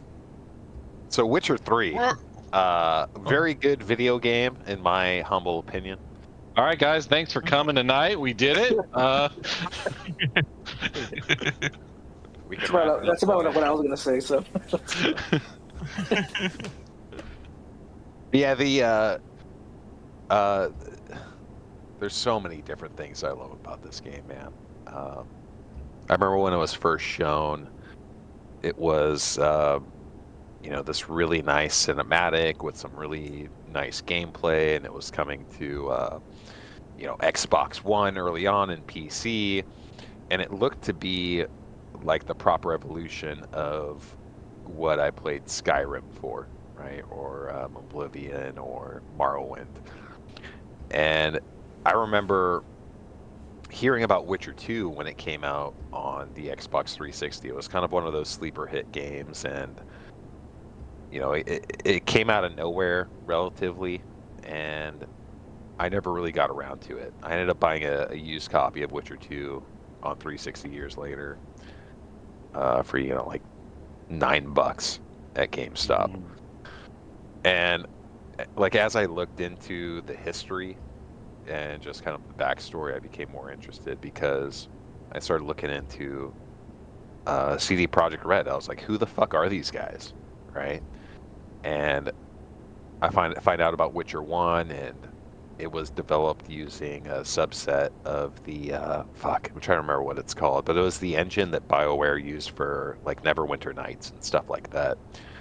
And then I started looking into. I go, well, how did they get access to that engine? You know, this is just this random Eastern European indie developer, and I found out that CD Projekt Red in Poland, they found this niche to where they were helping to localize video games that were released kind of like in the general and West, and they were really good at it. And what they were doing is they were offering things like maps and various other little perks and whatnot. So when you would buy the actual game in Poland or some of these other countries, you would get these various goodies because, especially in Poland, piracy was super prevalent. So no one was fucking paying for games, and they were just getting all these pirated games from the West and whatnot. But eventually, they partnered with BioWare, and I want to say they localized like Baldur's Gate, the first Baldur's Gate, maybe the second one. I can't remember off the top of my head. But that was like one of the ends that CD Projekt Red had, was localizing games like that for European releases. And just looking into the history, it just made me super interested. And then obviously, you know, they had good old games, yada yada yada. So before Witcher 3 came out, I decided that I would start to play through the Witcher games. And the first Witcher game, I don't know if anyone else has played through the entirety of the game other than me. I know Craig started it and hated it, which is understandable. But I started playing the first Witcher game, and you know, while it does have its weird quirks and idiosyncrasies, I loved it. It had this weird detective quality that kind of harkens back to, you know, the conversations we're having with Batman, to where Geralt was more of a detective kind of in Witcher 1 than anything else. And there was these really cool aspects of investigating various leads you would get. And if you were to fuck up, certain leads would just cut you off. And you would have to find a way around to, you know, complete an objective. So anyways, you know, eventually I finished Witcher 1, then played Witcher 2. And by that time, you know, I was a relatively poor, broke person, and Witcher 3 was coming out, and it was a pretty high spec game. I eventually was able to get a build on my computer that was good enough to play the game at respectable levels, and instantly fell in love with the game because it was the culmination of the lessons learned from Witcher 1 plus Witcher 2. Multiplied by like 20, right? Witcher 2 was a good game. It had limited scope. It had better combat than the first game, but also had a lot of the positive aspects from the first game. Witcher 3 took everything that was good in the first two games and just expanded upon it in almost an unreasonable way when you look back on it, when you kind of just consider the history of the studio and the fact that this game came out and it destroyed basically everything that was out on the market at the time and continues to be better than pretty much everything else that I've played since it came out. You know, the game has its faults here and there. People will talk about the combat not being exceedingly deep, but the game doesn't come down to just combat. The game comes down to characters, comes down to choices, it comes down to dialogue. Combat is maybe a third of the game, but there's so much more that goes into what makes Witcher 3 one of the greatest games, bar none, that's ever been made.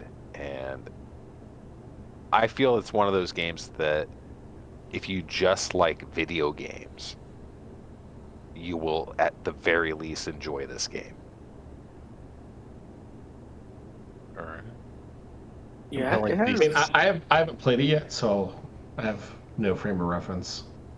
It looks Yeah, cool. this one came out. It's similar to you, Chris. It came out at a time where I was living in Vallejo, just switched jobs, didn't really have a ton of money. I pre-ordered the collector's edition just because that's what I do. But I didn't end up buying it because I canceled it because it was going to be like $200 or something. I didn't have the money, so I was like, you know what, I'll just buy it when it comes out. And it came out like pretty close to my birthday. Um, so I got it not really knowing what it was going to be, but my God, like I threw it on. My wife still likes watching me play games, but she wasn't just as addicted as I was to this game. I mean, just the story, the characters. You know, we always talk about how we love interesting characters. This has a ton of them. The side content, every aspect of it was every side mission was meaningful. Every Witcher contract was cool. I'll just give a quick one that I just remembered. I looked it up because I didn't remember the name, but you might remember it. It's called Skelly's Most Wanted. It's one of the free DLCs that they came out shortly after the game was released. It's about Geralt somehow gets entangled with these group of monsters, and they kind of trap him and put him on trial for killing because they think he kills indiscriminately. And based on what you've done in the game, you can be like, oh no, I don't kill indiscriminately. Like, remember that succubus I didn't kill? Like, you guys got to give me credit for that. Like stuff like that, and you end up either winning them over or not, and depending on that, you fight them or you don't fight them. It's super cool. Yeah, this game. Trial and Chrono Trigger. Yeah, that's like a really good analog. And to what Jose is saying is that this game's side content and side quests are better than the vast majority of games' main quests. There's this one in particular where you find out about, man, I'm trying to remember the exact specifics, but I think there's like suspected infidelity in a relationship, and before you know it, there's a werewolf that's involved, and then the werewolf has justifications on its actions, and then you have a choice to kill the werewolf or not, and that actually comes back around in a smaller quest later. But in the large scheme of things, it doesn't affect the actual main quest at all, but it has the depth that it has more depth than most main game open world RPG missions have. And that's the kind of attention to detail and love and detail that this game just has with pretty much everything. Another thing in the beauty of the game is that you can play this game without playing the first two, and it will still be one of the best games you've ever played. There's little bonuses that you'll see and little nods and winks, and obviously there's lore continuation and characters that carry over, but the way that this game is constructed, it's like it's a game that shouldn't exist. When you think about the parameters it was made under, you're talking about an independent company that had made only smaller games before, and it comes out on a new generation and it blows away everything. And it's still, like I said, it's still better than pretty much everything that I've played in the last 10 years. Yeah, I've always kind of like done it like I always thought about it like a better Dragon Age.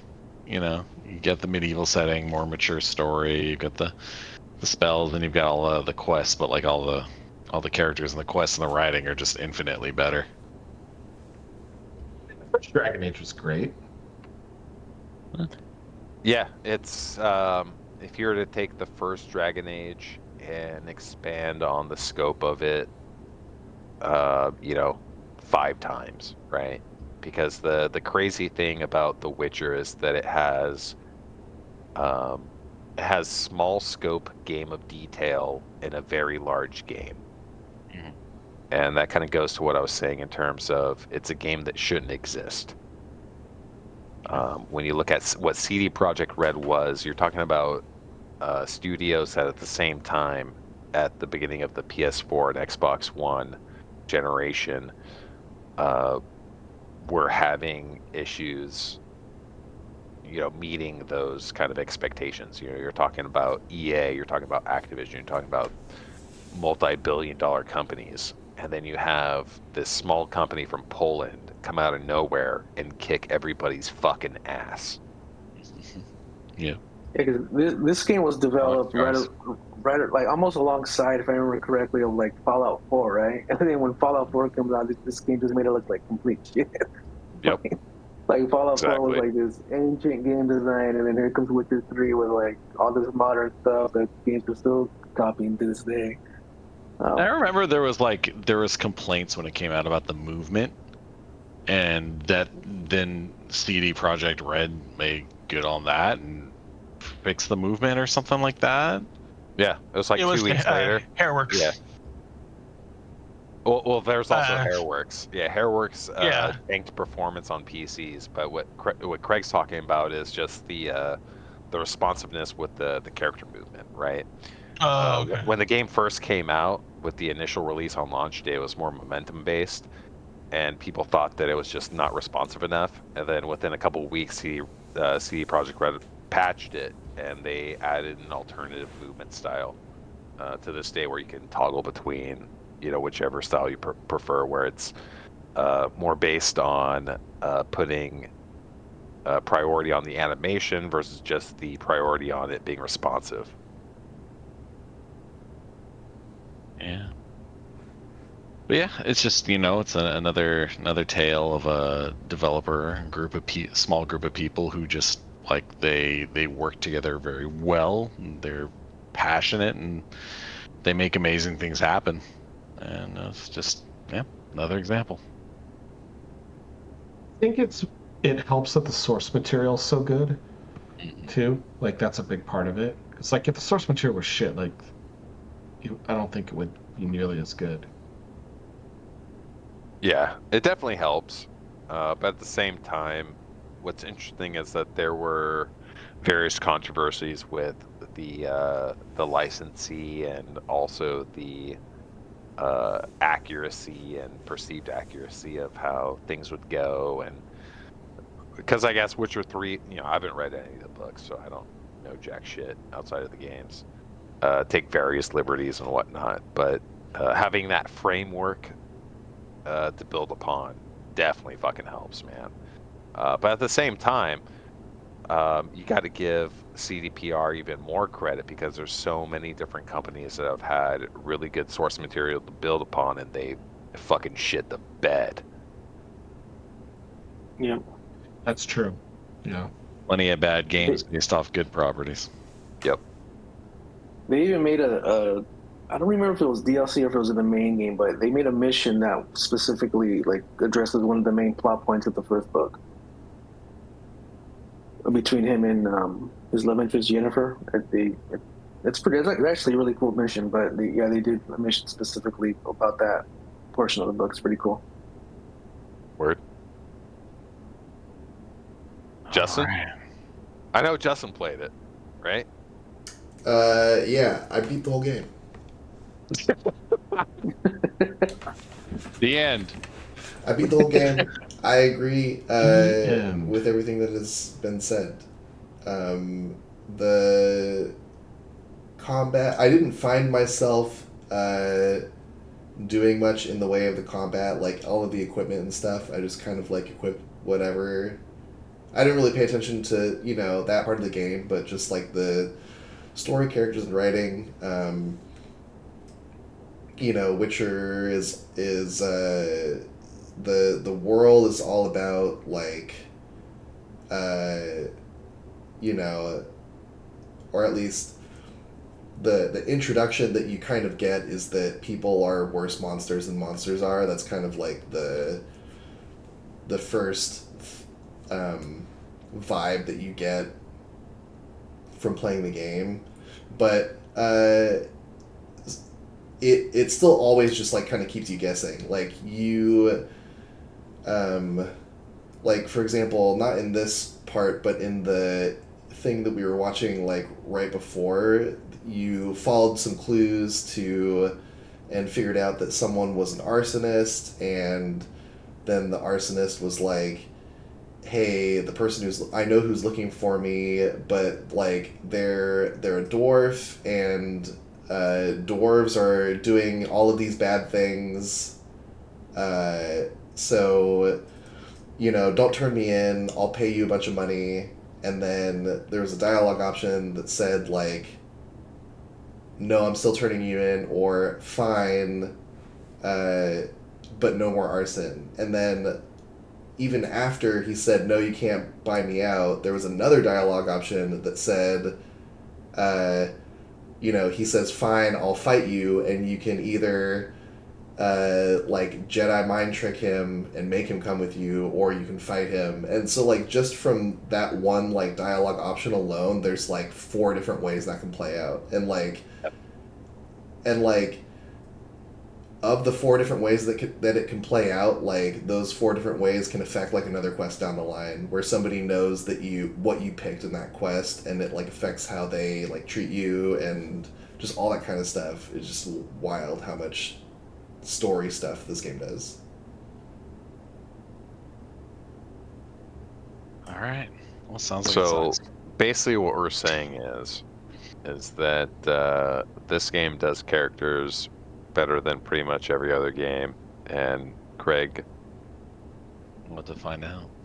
But does it do it better than the AI generated game created for Craig? I mean, obviously nothing does anything better ever than AI does, so we're going to defer to the technocratic supremacy and just listen to what it says. Just don't give me the one that Ryan abuses every day. Alright, well that said, we put in a good day's work, boys. Witcher 3 Wild Hunt. Going straight to the thing. Play it, Craig. The garbage. Hunt, yeah. Dude, so I loaded up the next gen update of Witcher 3 on the big boy gaming rig, and my God, It's so pretty. Yeah, that's what they got on the PS5 too. Like I think the version that I downloaded was 150 gigs. Fucking crazy, dude. That's wild. It probably doesn't have all the bells and whistles of the PC fully ray traced global illumination and reflections and shadows, but I should just uninstall it then. Okay. Yeah, exactly. All right, so you need to play that game. I'm aware. I'm not avoiding it. I'm just avoiding it. The next time, like, we finally made it through the full list of the 2 of us have played through. Now we'll get to do some more lively discussions. We got the 3 boys and the 4 coming up. I mean, we got some bangers to talk about. We're getting there. We got some Kingdom Hearts 2. I can't wait to waste Chris's time with that. Oh my God. For Golden. Oh, dude, Star Fox. We're gonna have a good time. We're gonna have a great time. Oh, Star Fox 64. I just replayed that too. Oh yeah, me too. It's so good. All right. Well, with that said, this is gonna be a huge recording. I feel like this one was super long. Until next time, I'm gonna go to bed now. Peace. Sleep.